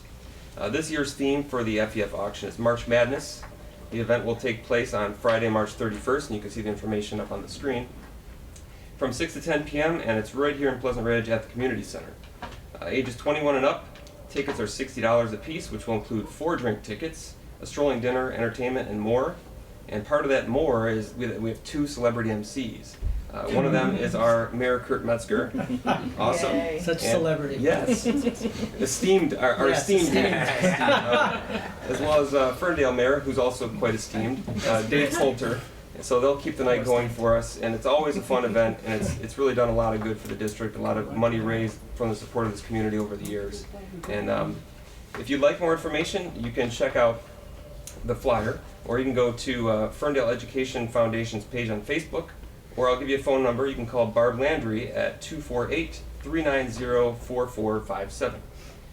The last item I'll mention is that the next school board meeting is coming up on March 20th. That's Monday, 7 p.m. at the high school. And I would guess that probably at that meeting they will have information about whoever they've selected to fill that vacant school board seat. And that's all. Thank you. Thank you. Any questions for anybody? All right. Thanks to all. The next item is the consent agenda. We had removed one item, and so we're down to 4. The one I just wanted to specifically pull out was the fact that one of our Huntington Woods Library Board members, representatives, has found it necessary to step down. And so we are refilling that position with Mikey Keating-Smith, and making her appointment. She is out of town tonight, otherwise she would have been here, but we want to congratulate her and welcome her to the Huntington Woods Library Board. So I'm going to ask if there's a motion to approve the consent agenda. Mayor, question. Yes. Was the item 10C removed, or is that still part of it? 10D was removed. Okay, just Yeah, D. 10D. I would move to approve the consent agenda. Is there support? Support. Is there any discussion? Okay. May we have a vote, please? Commissioner Foreman? Yes. Commissioner Scott? Yes. Commissioner Fidget? Yes. Commissioner Spillier? Yes. Mayor Metzger? Yes, motion carries. Thank you. Next item, agreement between the City of Pleasant Ridge and the City of Ferndale for police dispatch services. Jim? Yes, thank you. As you know, we have contracted with the City of Berkeley for our police dispatch services for a number of years now. And we've enjoyed a good working relationship with Berkeley. But at this time, the contract is expiring in June of this year, June 30th, 2017. Given that that contract was expiring, we evaluated our options, including discussing this item with our police. And we've decided to pursue a dispatch contract with the City of Ferndale. There are a few reasons for undertaking this change, none of which are performance related for Berkeley. It's more that our fire and EMS services are already provided by Ferndale. So at this point, it's when there's an emergency situation, it's one call instead of Berkeley transferring it to Ferndale. And that's often a very fast process, but you still have to bring the Ferndale dispatcher up to speed with the information. So this is a situation of 20 or 30 seconds can make a difference in some of these situations. So that's one efficiency. The other is proximity. It's easier for our police to transport prisoners to lockup in Ferndale.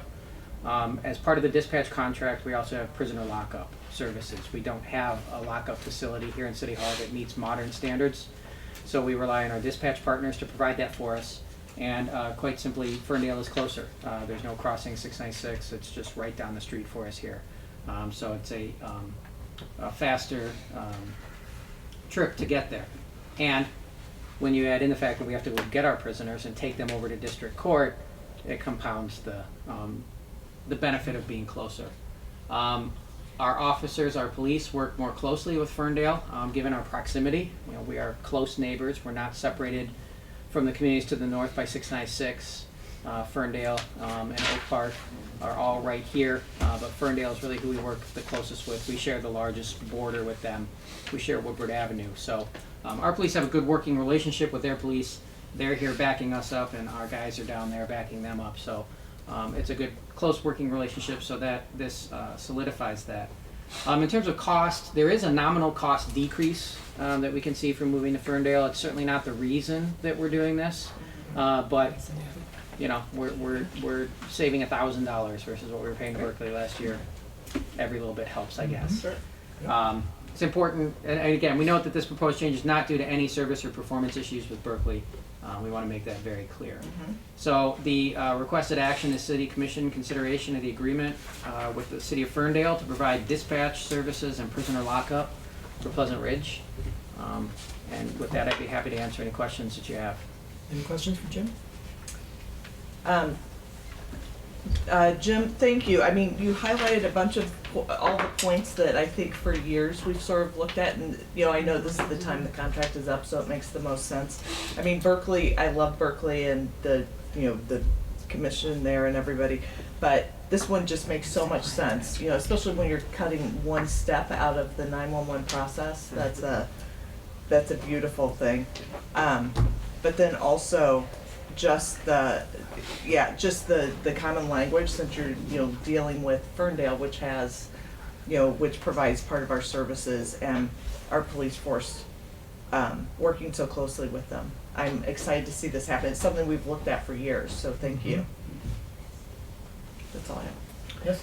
Yeah, and I would just echo Commissioner Perry's sentiments, and I would just like to extend gratitude to the dispatchers who worked many years handling calls from the city of Pleasant Ridge, at the city of Berkeley. I know, they were the first human voice when a lot of people in this community were, desperate and in a time of need. So I really appreciate the job and the service that they provided us for over the years, and I'm looking forward to the relationship with Ferndale.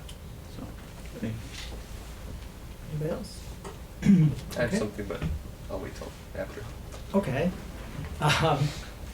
May I have a motion to approve the agreement, please? Mayor, I move that the agreement between the City of Pleasant Ridge and the City of Ferndale for police dispatch services be approved, and that the mayor be authorized to sign the agreement. Is there support?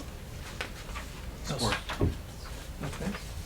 Any discussion, further Just discussion? a quick experience of my own that I would relate is actually, I think it's 3 times I've had to call in my time here in Pleasant Ridge. I've had to call 911 or just Berkeley Dispatch, and every time it's been a good experience.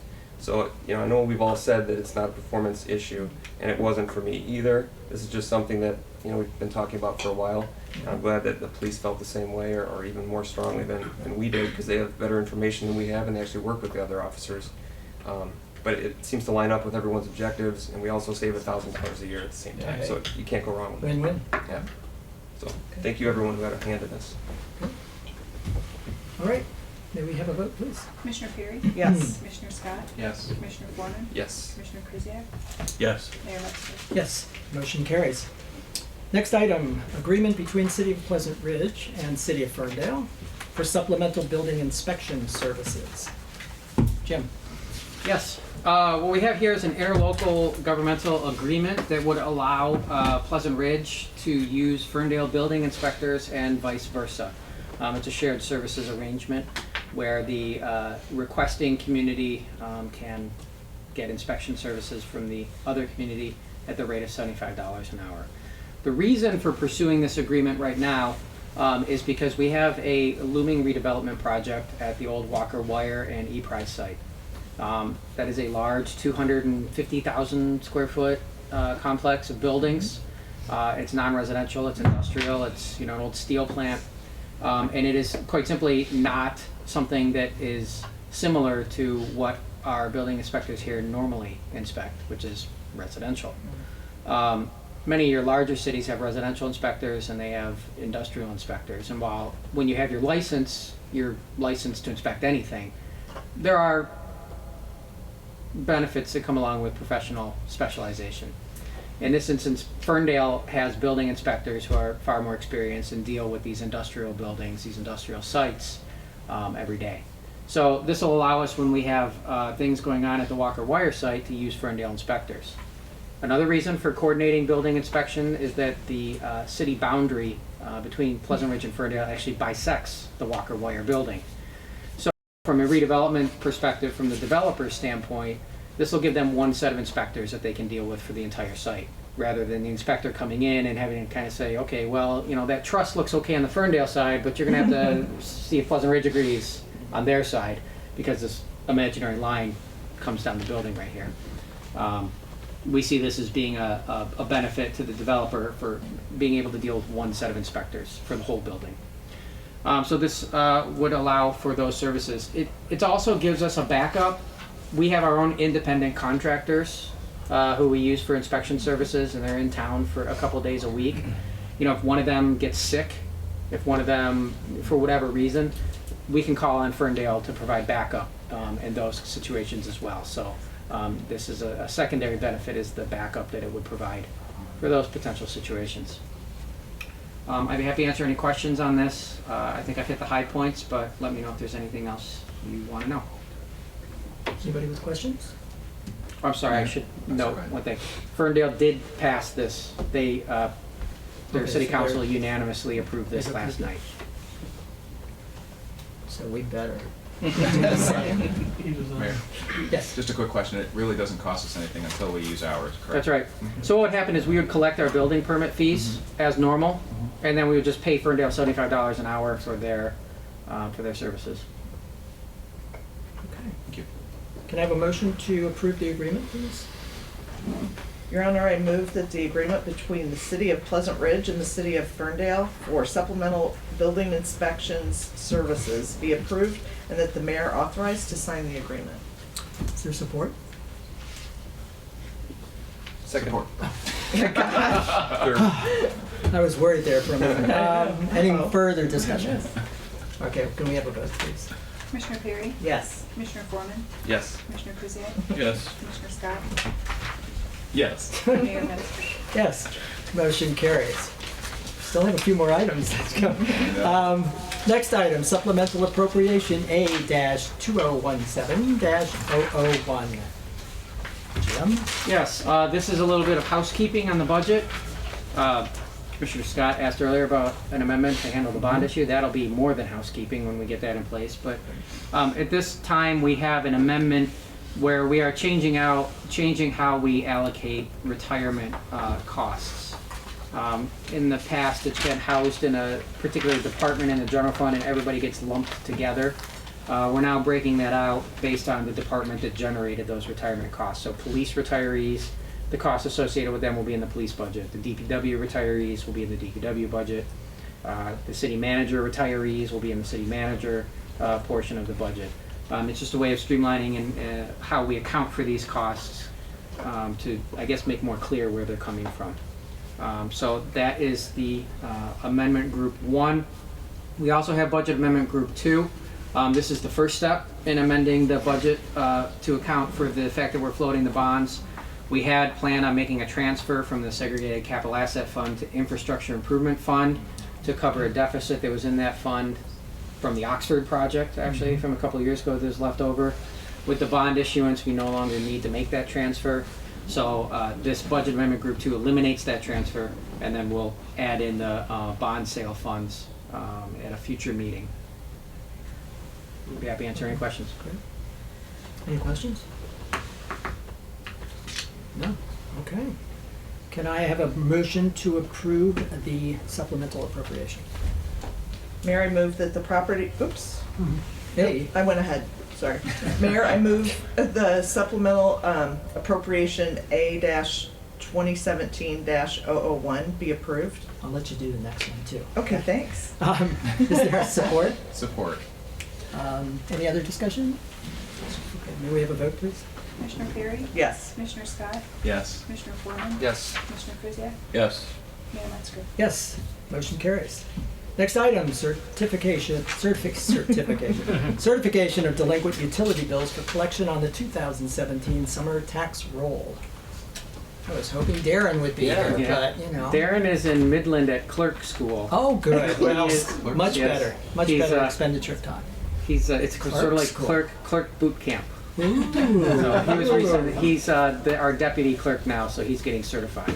Excellent, excellent. So cross So he training paid his dues. It so continues, it's, yes. no, excellent. This is our annual process where we move delinquent utility bills to the tax rolls. We don't do shut-offs here, we just move it to taxes. Okay. Are there any questions? Okay. Can I have a motion to approve that? No, just approve, please. You can read it. Mayor, I move that the properties in the city with unpaid water and sewer charges for a period of at least 2 quarters, as certified by the city administration, be placed on the 2017 summer tax roll as a special assessment. Is there support? Second. That's good choreography. Any other discussion? All right, can we have a vote, please? Commissioner Perry? Yes. Commissioner Foreman? Yes. Commissioner Kuziak? Yes. Commissioner Scott? Yes. Mayor Metzger? Yes, motion carries. Now we get to the part that people have been waiting for. Tonight we're going to be, oh, video, I can't wait. Yeah. Everybody gets to do a PowerPoint, so I decided I'd do one too. Even though now the coordinator of Welcoming Michigan is in the room, so now she's going to be judging me. But I'm going to let her come up and do the hard part. The issue of immigration is not something new. It didn't just arrive when the new administration took over. We've had these issues for decades and decades and decades, and certainly you remember after World War II and internment of the Japanese, and we cut off immigration for Asian countries. We've done a number of things over the years. Now we're talking about refugees and about other countries of origin. And one of the movements that started back in 2009 was the Welcoming America program. And it was a concept of saying we welcome immigrants. We recognize the importance of immigrants to this country. In fact, this country is made up of immigrants and a number of indigenous people that we sometimes forget. And we won't talk about our HUD secretary's discussion, but it's something that's extremely important for this country, and certainly a lot of the discussions around what immigrants mean to this country. So Michigan got much more engaged, and I was working with Steve DeBachman back in the days when he started the Global Detroit Initiative. And out of that in 2008 came, Michigan was one of the early. We were 13. 13, well, that's pretty good for Michigan. No, Usually we're in the 30s somewhere. So we were 13th to join the program. And I wanted to present a few slides, and then I'm going to ask Christine to come up and speak. So if she can criticize what I've done here. Let me see, this is oh good. So this was just, I love this picture, just a rally in Detroit. This was after a citizenship ceremony. Oh, nice. Right? This was actually our launch. Oh, this was the launch. Okay, Yeah. sorry. See, I just take pictures and then I pretend like I know what they're all about. Sounded good, though. I'm glad you're here. I could have said anything. Nobody would have known. Should watch the video and go, oh my that's gosh. Right. I'll throw 2 pictures. Now I'm gonna throw data because I know data. So just what I've done is to kind of take information. This is actual legal immigration. So just to show you who's coming into this country or into the Southeast Michigan. So looking at the metropolitan area, the 6-county metropolitan area, actually, and what you'll see is each of the countries gets 2 bars. One represents a period from 2003 to 2011. The other one's 2012 to 2015, which is the most recent data available. And it's interesting when you look at the mix for this area, you'll see Iraq is way and above all other countries in terms of immigration. And if you actually look at issues around refugees, Iraq and Syria, we basically lead. I guess we in California are kind of the top states for relocation of Syrian refugees. But if you look at that, you'll see Iraq is number 1, India is number 2, and they've been number 1 and 2 in both periods. And then you see Mexico, Albania, Lebanon, Yemen, China, Bangladesh, Canada, Philippines, and Pakistan. We have a very different immigration pattern than most of the country because we tend not to get Central and South American and Mexican. We do have Mexico represented, but we have such a high percentage coming from the Middle East and from Asian countries. And that has been really driving our growth. And imagine Canada would be low because there's no need to immigrate. That's true, but Canada is sending some folks up here. Yeah, right. So Canada does show up. because Oakland County is shaped funny and PowerPoint only lets you do one per trail, so I had to do in landscape and do a portrait size Oakland County, but there are no foreign-born population. This is the percent foreign-born by zip code across Oakland County in 2015, and actually once you get north of West Bloomfield, there aren't too many, so the numbers go down, so you're not missing anything by cutting off the top of the county. In various, on a number of things, excuse me. But if you can see, obviously Pleasant Ridge is not very high. Our foreign-born population, which you'll see in the next slide, is only about 7% of our population. But you'll see the concentrations over, certainly in Troy, Rochester Hills, West Bloomfield, heading out toward Novi, Farmington Hills, large concentrations. And then if you look over to the east, the biggest concentrations, you've got Oak Park in 48237 and then 48071, which is Madison Heights, which is probably one of the one area in Oakland County that's seen a lot of refugees and resettlement, particularly from what I understand, talking to the Chaldean Chamber, the community, the apartment complex just south of the Oakland Mall, right along I-75, has a very high population. So that's one of the resettlement areas. So just to show you.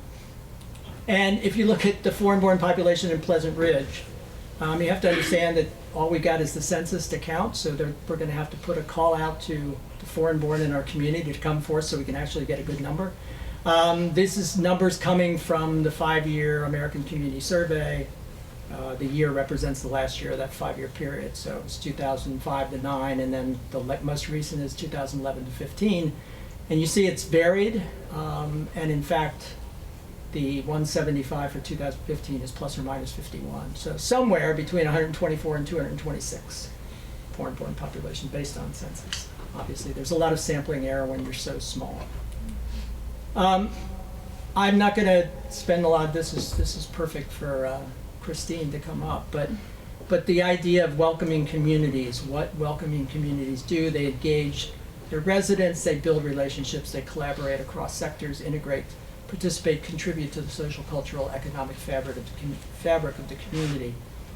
It's really what Pleasant Ridge stands for is an openness, a welcoming to all, and we wanted to show that there are a lot of different ways we've been talking about demonstrating that, and certainly becoming a welcoming community we felt was the first one way we could get on board and really start to show where we wanted to go, to also start to build programming around it, to bring residents together, to talk about the issues, to talk about how we can move this along, what kinds of activities, what kinds of programs, what can Pleasant Ridge do outside of Pleasant Ridge's boundaries, how can we connect with other communities, how can we make Pleasant Ridge to be a much more integral part of a welcoming. It's obvious that Pleasant Ridge, because of our housing stock and everything, we're not going to be a refugee magnet. And we do have some limitations in terms of who is likely to come and live in Pleasant Ridge, but that doesn't keep us from actually reaching out and participating in a lot of other kinds of activities throughout this region, throughout the state. That didn't look much better on my slide. But these are some of the communities that showed up, and you can see that outside of Hamtramck and Meridian Township, and Meridian Township's pretty big, we are by far the smallest community among there. Those are some pretty large communities. We had named Jim as the energy manager earlier. I'm also going to call him our welcoming host. He's going to get all kinds of little insignias for his lapel, but we will be approving a resolution and then some paperwork and everything that also goes with that. But this is the kind of some of the documents. I won't go into anymore, but just some of the ideas of how we can get engaged, and certainly fostering a knowledgeable, safe and connected community is something we really want to do, and really want to use our residents to try to help us understand how best to do that, how they want to get engaged. And we will be pulling residents together and having some sessions, hopefully in the very near future, to initiate those activities. So why don't I stop talking? And Christine Sauvé is here from Welcoming Michigan. It's awfully nice of you to actually make the appearance. I saw you posted this on your Facebook page. Yes. That we were going to do this. So, John, if you can just give the lights. Thanks for having me here tonight. And Mayor Metzger did such a wonderful job. I feel like we should hire you if we had if we had more funding. So, you know my rates. But no, really, you've gotten a good overview and introduction. The Welcoming Cities and Counties program is administered by our national partner, Welcoming America, and so there's over 100 members now across the country.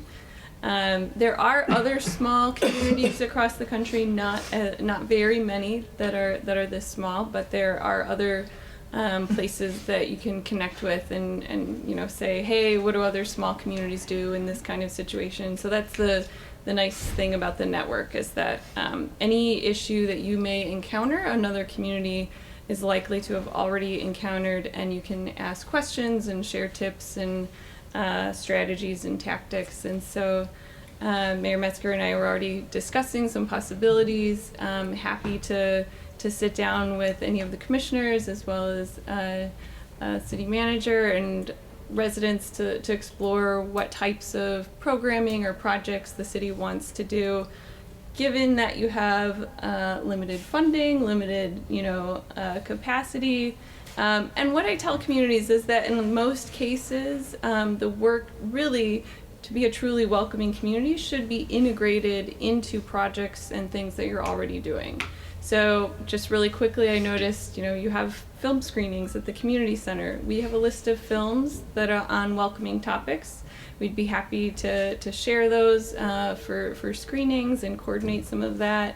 Historical Commission, there's always a great opportunity to share storytelling events and have residents or local or surrounding community members from nearby communities share stories about their experiences, and that's always a really nice way to connect our sort of immigration past and present. I will note, there's a list of ways that welcoming cities can look at their work. All of these touch on different areas of what a city might do, and it's really up to the local community to figure out what fits best for them, what fits your needs and the needs of the community, and might map over already onto some focus initiatives that you're already engaged in. So some of that might entail a plan. There's example plans out there in terms of what a welcoming city, if you want to create sort of a goal or survey residents and then figure out how to best meet those needs. So there's example plans out there. Policy and practice change. So, I saw you had your LEP policy posted on the website. Great start. So we like to promote language access policies. So that's a good initiative that you already have. And I would say there's always, more to look at in terms of enhancing policies, community policing policies, and then communicating and delivering messages of unity to the community. It's not just fluff. I would say that's actually a very serious part of the work, especially in this climate, with increased negative rhetoric and a lot of folks that we talk to, immigrant and refugee residents or children of immigrants and refugees, they're very frightened right now. There's a lot of anxiety and fear in the community. There is a lot of increased bias and attacks towards folks. So any chance that you have to elevate a voice of welcoming and compassion and inclusiveness, I would say don't miss an opportunity, because it could be very meaningful to a number of residents, whether it's at a community event or activity or in honor of celebration months or celebration days. World Refugee Day is June 20th. There's other events and activities that we can share with you. And then building community, that goes a long way as well. Building relationships with your immigrant and ethnic community leaders within the city. I know you have a small footprint, so also engaging with nearby communities and building those relationships. Then as events happen or as things change, you know who to reach out to either build an alliance or to respond to events. And starting to create opportunities for residents to build relationships as well. So I'll stop there. I'm happy to answer any questions that folks have. Any questions? Boy, that was easy, right? Great. Yeah. Well, I'll ask one just because you invited us to ask one. I don't want you to leave here without getting a question. So, you know, obviously, Pleasant Ridge is home to 2,500 some residents or so, and the word home is important. You know, you want to feel safe at home, you want to feel welcome at home, and I think that's the culture that we promote here. That's the community that we have here. So this kind of puts in print, maybe it signs us up to a grouping of other communities that have these same values, and it says that we'll try to continue them and put them in print and actually formalize some of them. So that a lot of that is spirit. What is it truly on paper kind of commit us to doing? Not in a bad way, but what do we need to be doing to truly be participating in this?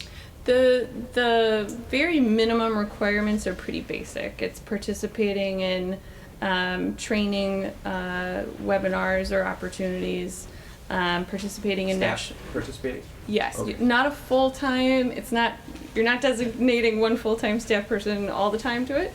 A portion of a staff person's time, not a volunteer, definitely a staff person, to receiving communication, staying in contact with Welcoming America and with myself, and participating in National Welcoming Week, which takes place in September. And again, how you participate is up to you. If you have a national, or an annual citywide cleanup, being intentional about who you invite to participate in that cleanup, that can be a welcoming activity, bringing folks together from different communities. You're creating an opportunity for exchange and demonstrating a welcoming to different residents. So that's just one example of how that commitment may be fulfilled. The institutionalizing of the welcoming work, again, that is also community specific, so I can't prescribe exactly what your work might entail, but those are some examples of the policy or practice change that you could look at. So practice change, again, how you talk about welcoming and inclusiveness in your community. Policy change can be enhancing language access if you need it. It can be enhancing any community policing policies that you might have. Some communities have instituted additional entrepreneurship support. Again, you're a small community, so some of those policy changes might not, fit the footprint here, so you can look at that. But again, any policy or practice change that you want to entail is community specific, so it's up to the city of Pleasant Ridge. Well, you mentioned there are a few cities that are of similar size or small size. On the website, or is there some other resource we can look at to kind of see what have they done already and kind of give us a starting point of things to look at?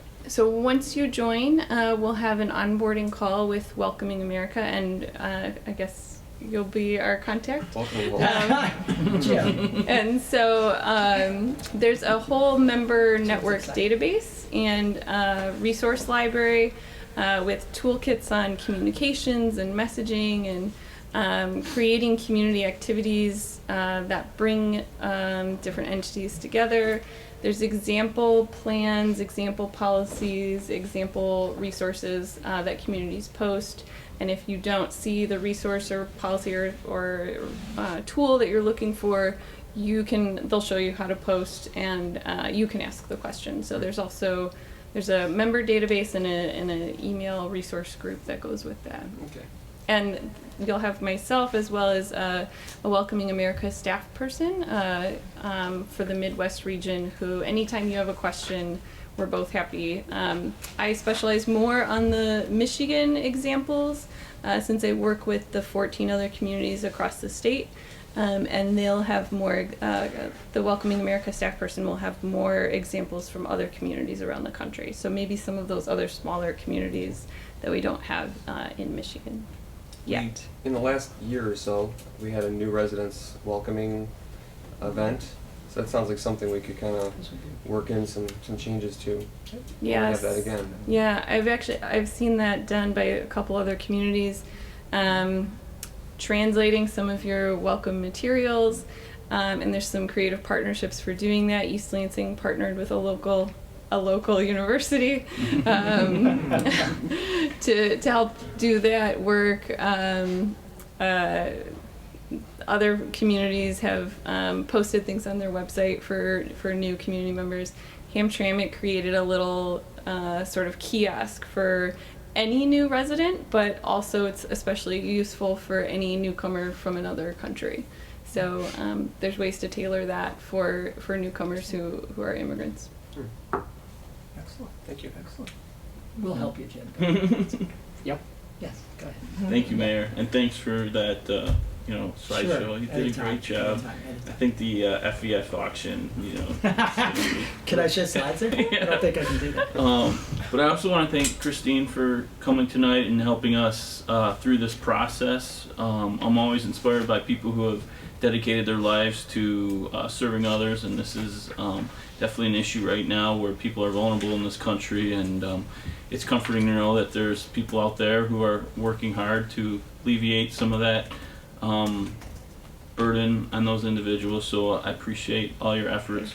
One thing, and this will touch on Commissioner Foreman's question a little bit, as far as institutionalizing these efforts, I think you've already hit on some really fantastic ways. I think Jay's suggestion or discussion about the welcoming event, I think the movies, there's so much stuff already that we're doing that I think with this in mind could really be helpful towards the goals of the Welcoming Cities initiative.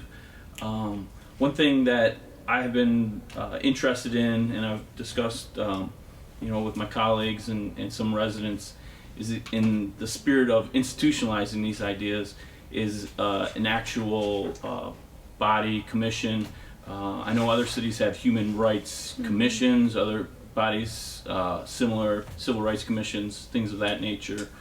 Have you found that a body such as that is helpful, or is that not a necessity in its own right? What are your feelings about a standalone commission within the structure of the city? So Sterling Heights has an ethnic community commission that works closely on many of these projects. I would say, however, as a volunteer commission, there's certain things that they're limited to. So you still want it to be working hand in hand with city staff, just so you have the internal component, from the city's longevity, side. So it's not just a volunteer group of folks who are doing it. Clinton Township also works closely with their cultural commission, I believe is what their commission is titled. And so they've done a number of things as well. We've partnered with them on some event ideas. So that is an option. I noticed your list of commissions. I did note that you did not have a commission that could fit that bill currently, but it could also be embedded into historical commission or recreation if that made sense for you, if it fit with what you were working on. But I have seen several cities have an additional commission with a similar overlap. Human Rights Commission in Detroit has done some work with it, but the mayor's office already is so involved that it's been somewhat limited. In other states, I've seen that human rights commissions do a lot more. Battle Creek actually is doing a lot with their human rights commission. So that is an option. Thank you. Thank you. Excellent. Okay, thanks. I recognize that there are some residents who also wanted to speak, so if anybody who wants to say anything can come up to the microphone and tell us your name and address. No? See, boy, I tell you, you kind of open it up and then they say. Yeah. Yes. Hi there, I'm Cindy Chenard from 18 Poplar Park, and become very engaged in activism since November. So I did meet with Jason the other day. We were talking about the possibility of the Human Rights Commission, and just from a resident perspective, we have a very easygoing, safe, and welcoming community here. And I've lived here for 30 years and I really appreciate it. I've worked 16 of those years shortly after moving to the community with St. Mary's Church and some of the other churches as part of South Oakland Warming Center, facilitating groups there. And so the diverse nature of marginalized people who participated in those events were the folks who might not get into the rotating shelters. They might have had drug issues, alcohol, other situations that prevented them from participating in those type of shelters. And so the spirit of that was, we don't want people dying on the railroad tracks and what have you, and that we would be inclusive and welcoming to all. And so, you know, there were men, there were women, occasionally and rarely children with the parents, and out of a humane concern we would have them there for the evening, and then we would get them in touch with other local authorities just for the protection factor of the kids. So part of our discussion was that although we are safe and welcoming here now, the climate in the communities and throughout the states has been changing. The dynamics of Michigan has changed after this recent election. We're seeing a lot of hate crimes occurring to different folks in Michigan, close enough in Royal Oak and what have you. We've seen events. And it's just my concern that we remain that safe space that you talked about. We do have people on both sides of the aisle in our community, and I think it's wonderful if we can both come to the table and have a safe space to meet the dialogue and find out how to keep this community spirit alive that we have. And I feel that if we step back and we become complacent and we just say, well, it couldn't happen here, that we're doing our own selves a huge disservice. And I think it behooves us to establish a commission such as this, not so much in a governing sense, but in a liaison sense with our residents, in conjunction with however many other government officials wanted to be involved in it, just to allow that safe space conversation to take place. And then beyond that, going back to what Welcoming Cities is, you know, how do we take that spirit of involvement with our own city and maybe provide volunteerism for those that are doing a larger job that we don't have the capacity to do, but maybe they need some extra folks marching side by side with them and picking up the ball on some volunteerism. So I'm a huge advocate of it. I appreciated Jason for reaching out to me, and I hope that in the spirit of that you'll highly consider the idea. That's all. Thanks. Thank you. Thank you. Nina? Thank you. Hi, everyone. Good evening. Thank you, Mayor and Commissioners, for. You have to give. Oh, yes. Sorry. My name is Rena Elmir. I live on 5 Maywood. I've been a resident of Pleasant Ridge for since 2011. And I want to thank you all for highlighting this incredibly important issue and putting this resolution on the agenda today. As I am actually one of the 7% of foreign-born people who live in Pleasant Ridge, or between the 124 and 226 people. I'm one. I'm also an American Muslim, and so feeling welcome and feeling that sense of belonging and community is incredibly important to me. And In fact, when we were house hunting, that was one of the reasons we landed in Pleasant Ridge and bought a home here. And we've been happy ever since, but that's not to say that there haven't been moments in which that sense of belonging hasn't felt precarious. And so I want to share with you an incident that happened to me, because it does happen in Pleasant Ridge, and not to shock you, but to really punctuate the need for the Welcoming Cities resolution, and to the mayor's point, that this is the first step, and hopefully there will be others. So for those of you who have seen me around town, I usually have a three-legged dog in tow, and we go to the dog park quite often. And a little bit ago, a couple of years ago, I was at the dog park with Olivia, and we were alone in the park, which is not unusual. It's actually, I kind of love it. I get to play fetch. But today was different. That day was different. A man, another resident in Pleasant Ridge, who I see all the time, came into the park, and we had our usual park exchange. You know, your dog's name, dog's breed, and then, of course, how'd she lose her leg, and whoa, she's fast. And I thought that was the end of it, right? That's what we do at the dog park. But he suddenly demanded of me, he asked me a question, more like yelled at it. Do you know what's wrong with Muslims? And I was just kind of shocked by it. I didn't realize that I'd never talked politics at the park. I've never talked religion at the park. And so I just kind of stood there shocked. And ultimately, I was doing that kind of silent calculation. This dog park is huge. Olivia has better judgment than I do, and so she ran away from him, never to return.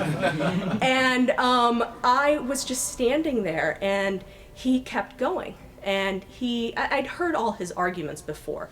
Muslim men are rapists and terrorists. Muslim women are oppressed. They're victims of their own oppression. And he punctuated his bigotry with a finger in my face, and a tug at my shoulder, or grab at my shoulder anytime I tried to glance away or walk away from him, back away. And I finally mustered up, thinking about my safety, mustered up an admittedly weak response. I said to him, I disagree. I said, I would caution you against using such dangerous stereotypes and generalizations. And I thought this was enough. I thought this would have him back off, but it didn't. He became more angry. He became enraged, and he asked me, are you Muslim? That is the only way that you would defend those people. You must be Muslim. And I said, I've never been shy about it. I'm unapologetically Muslim. And I said, yes, indeed, I am Muslim. And I thought this would, as it had so many times before, anyone who's been in this experience, I thought this would embarrass him. He would leave me alone, he would go find his dog, and we'd be on our way. But it was an invitation. It was an invitation to continue this assault. And he grew even angrier at me. And he ultimately, I finally walked away from him, and he ended up cornering me at the fence of the dog park. He used this confession that I'm Muslim as an invitation to continue. And he put his hand an inch from my face. My back is to the fence at this point. An inch from my face, and he said, your rights end here. He said, no one will tell me what to believe and how to believe. He saw no irony in this situation right now. Ultimately, I was able to get Olivia, walk away, and walk home. But I just want you to know that this wasn't my first time with confronting anti-Muslim bigotry. It was not the most heated exchange I've ever been a part of. It was not the most threatening or even the most disturbing situation that I've been in as an immigrant and as a Muslim. And it's not even the most egregious example of anti-Muslim bigotry facing our communities right now. But I thought just blocks away from my home, I consider the dog park part of my backyard at this point. I thought that wearing my Detroit Tigers cap and my X-Men t-shirt, that I was insulated from this insidious disease that is really a cancer in our country. And I also want you to know that I recognize a welcoming resolution would not have changed that situation, would not have solved the problems that we face in our community and broader communities. But what it would have done for me is change the conversation that I had with myself on my way home. It would have changed the question that I asked myself. Do I belong in Pleasant Ridge? Am I welcome and am I wanted? And so I really wanted to punctuate that codifying our values as a community in this way, through this resolution, will make a difference, because it'll send a strong message to residents like me that that man in that dog park who harassed me, who cornered me, who taunted me, who yelled at me, is the exception in this community and not the rule. And I believe that, and I believe that today. I believe that when we passed our non-discrimination ordinance, and I also will believe that when we continue the work ahead and become a national leader on issues of diversity and inclusion. So again, I hope I'm supportive of this resolution and hope that we can continue the work together to pass additional ordinances that truly make this community welcoming to all. So thank you. Thank you so much.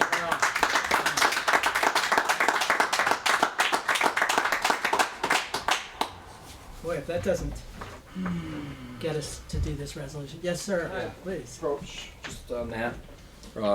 I was talking to Sergeant Reed, who is also here, and he's been here about 15 years, and I've been here 10. This was never reported to the police department.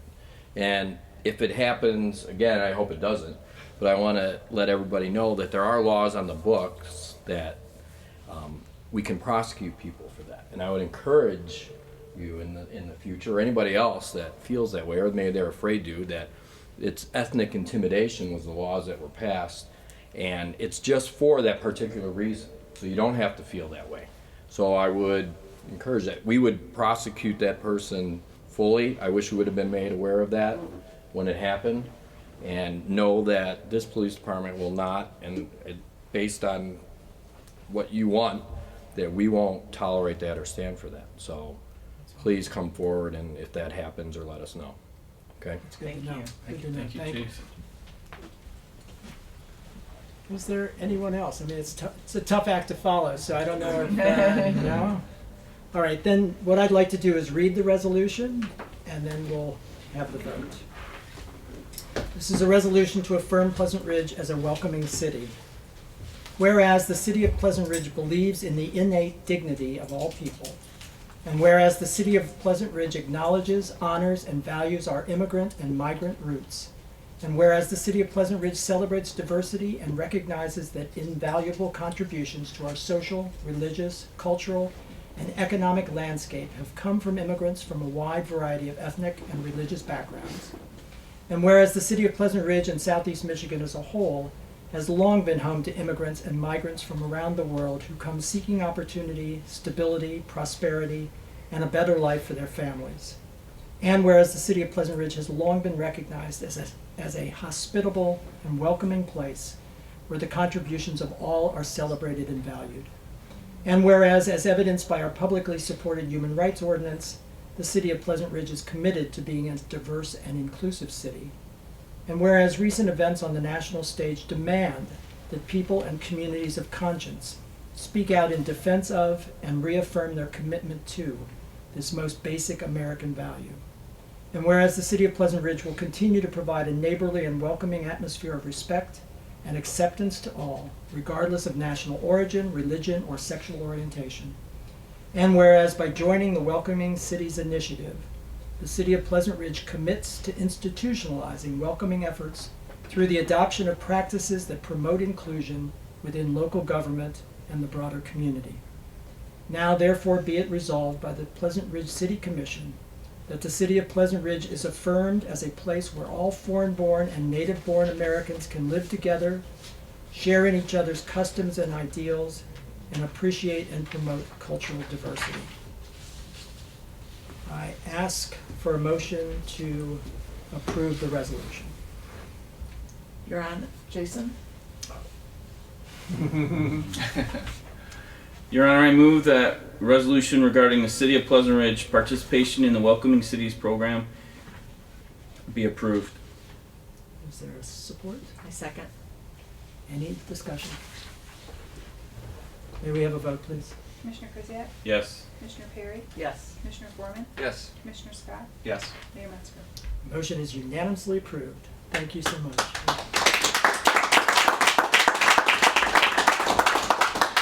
Wonderful. The next item is the city manager's report. I don't know how to follow that up. That's great too. Yeah, thanks.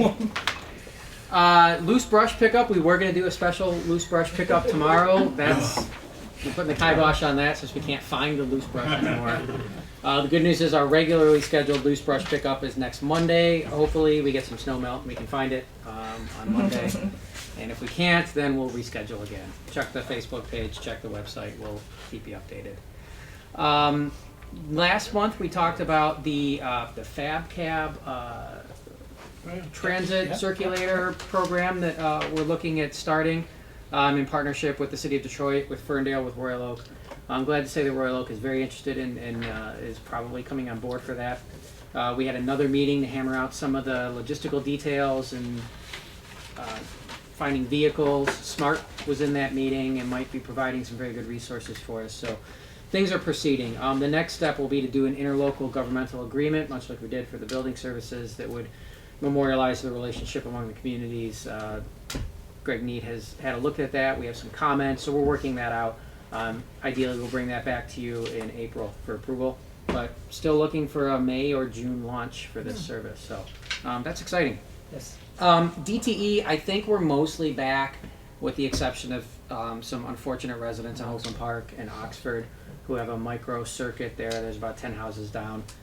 That's the one where the tree landed on the power line and then smoked for about 3 days and then fell when it finally burned through. So we continue to work. It's frustrating for me and for the city because we have little leverage over DTE and we can't do much more than pester like everybody else does. But we are doing that now, trying to get these last loose ends tied up. And you know, it's unfortunate. You're down for a week. We understand the annoyance, the pain, the very real issue that is. And finally, Norwich and Hanover, we've been replacing some water mains. I believe Royal Oak was out today? Tomorrow. To continue replacing the hydrants. Consumers Energy is going to be replacing all of the gas leads and the gas main on both of those streets. So that work will be commencing shortly. They do that work independently of the city. So it's their utility. They have the easement. They work with the homeowners on that. So some homeowners on Norwich and Hanover may be seeing Consumers Energy coming up. They may need to get in your house to do some testing and locating for where those lines run, but that will be commencing tomorrow as well, or this week? Yeah, they're planning on Thursday for that, but if their work gets finished in Berkeley ahead of time, then they will be out tomorrow. Okay. There'll be a contractor, Consumers will have an ID badge. They're actually doing sewer locating, so some of it they can do from the street, some of it they have to do from possibly inside the house. So if somebody knocks on the door with a Consumers badge, when they're trying to locate the sewers, it will be in the next couple days. So they've made us aware of it, but they do this kind of on their own. Were you saying the fire hydrants, or it's a continuation of that? Or It's is not. that The work tomorrow being done is a continuation of the fire hydrants. There was 2 hydrants on Hanover that were being replaced. They got one of them done. We were scheduling to do another one, and then they had a huge water main break in Royal Oak, so it got postponed. So tomorrow they're going to do the other one.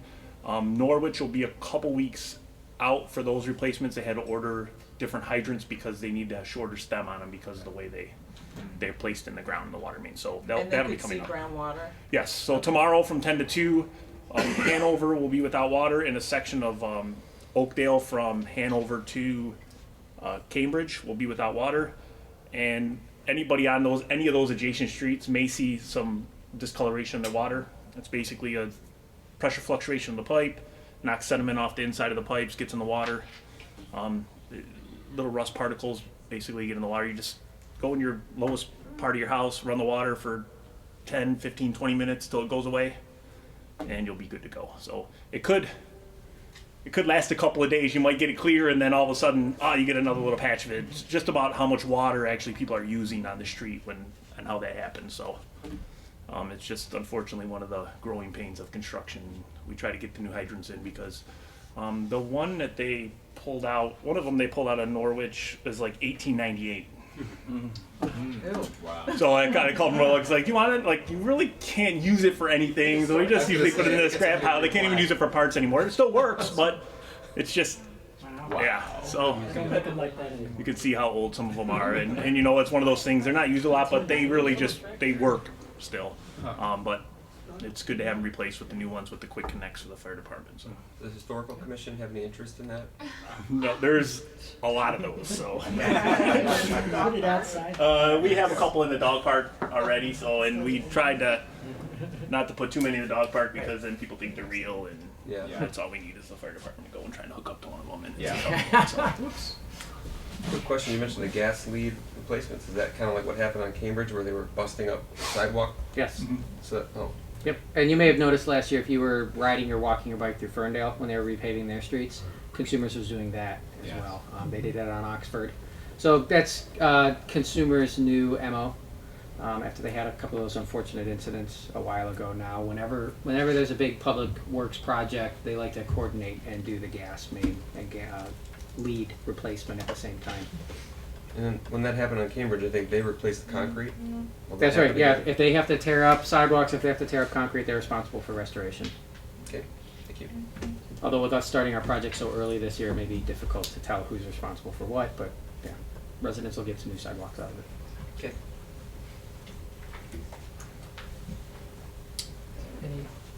That's all I it? have. That's all you got? They do a couple things, just real Yes, quick. you can. Want to make sure people come in and get their fob for the wellness center. Even if you don't plan on using the later hours, please come in and get one, because in the future, if we don't have anything going on, there might not be a staff person there. Like on a Saturday from like 9 to 4, we usually have a staff person there.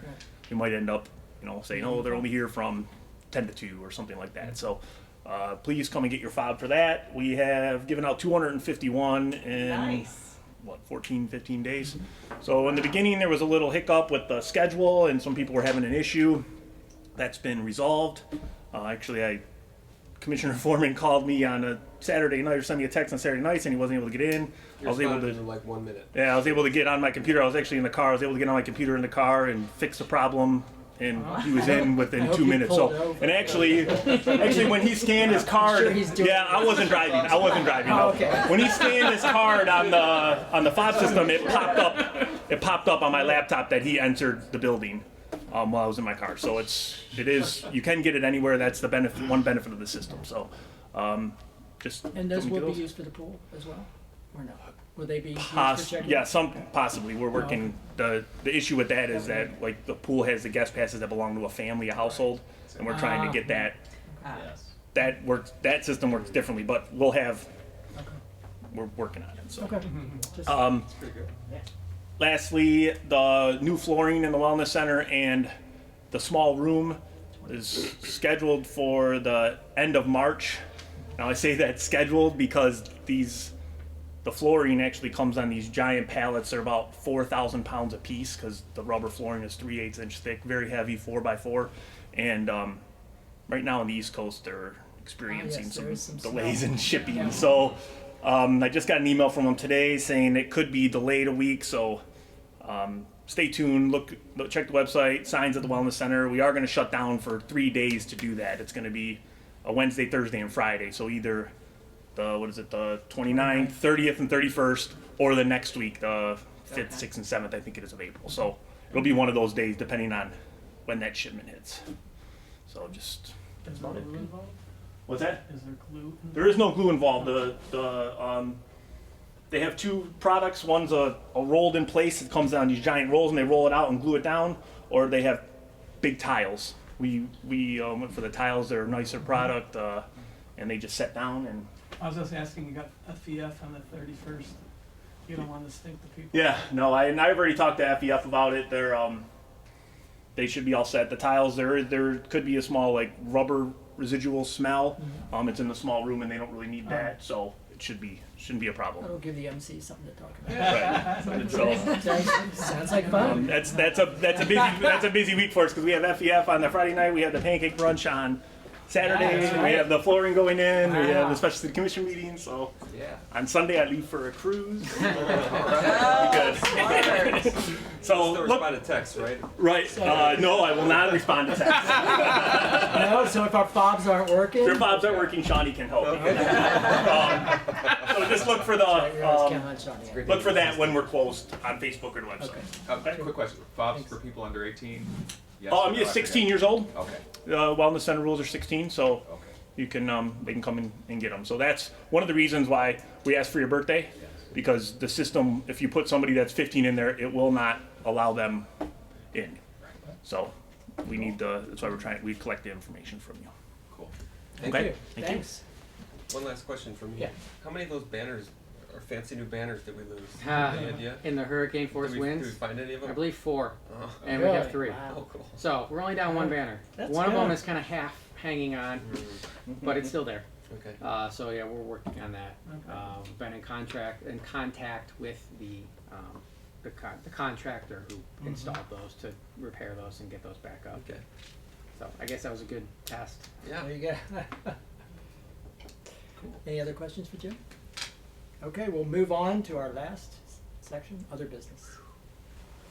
Everybody's breathes a sigh of relief. Real quick, Yes. thank you, Yes. Mayor. I just want to thank everyone who's still here. This is very impressive, and thank you for everyone who came out and participated tonight. I also wanted to thank Shawnee Stamper and staff. They made the rec center available this weekend to people who needed it. I think that was very much appreciated, so thank you to staff for making that happen. I don't have a copy of the book, but and I haven't read this, but this is our next book club. It's Frederick Backman's novel. My grandmother asked me to tell you she's sorry. I can't imagine what she's sorry for, but you'll have to read the book to find out. This will be Sounds good. Wednesday, April 12th at 7 p.m. at the community center. Just a reminder, we've changed book club to the second Tuesday of every month, so that'll be Wednesday, April 12th. Or we moved it to the second Wednesday, because the second Tuesday is us. Thank you Yes, for keeping me. That's a Wednesday. We won't be seeing you again. Yeah, maybe that's why nobody's showing up to book club. No, that's the second Wednesday. Thank you, Commissioner Perry. Sure. That's all I have, Mayor. That's it? Yeah. Anybody have anything else? All right, can I have a motion to adjourn? I move to adjourn. All in support? Support. We are adjourned. Thank you.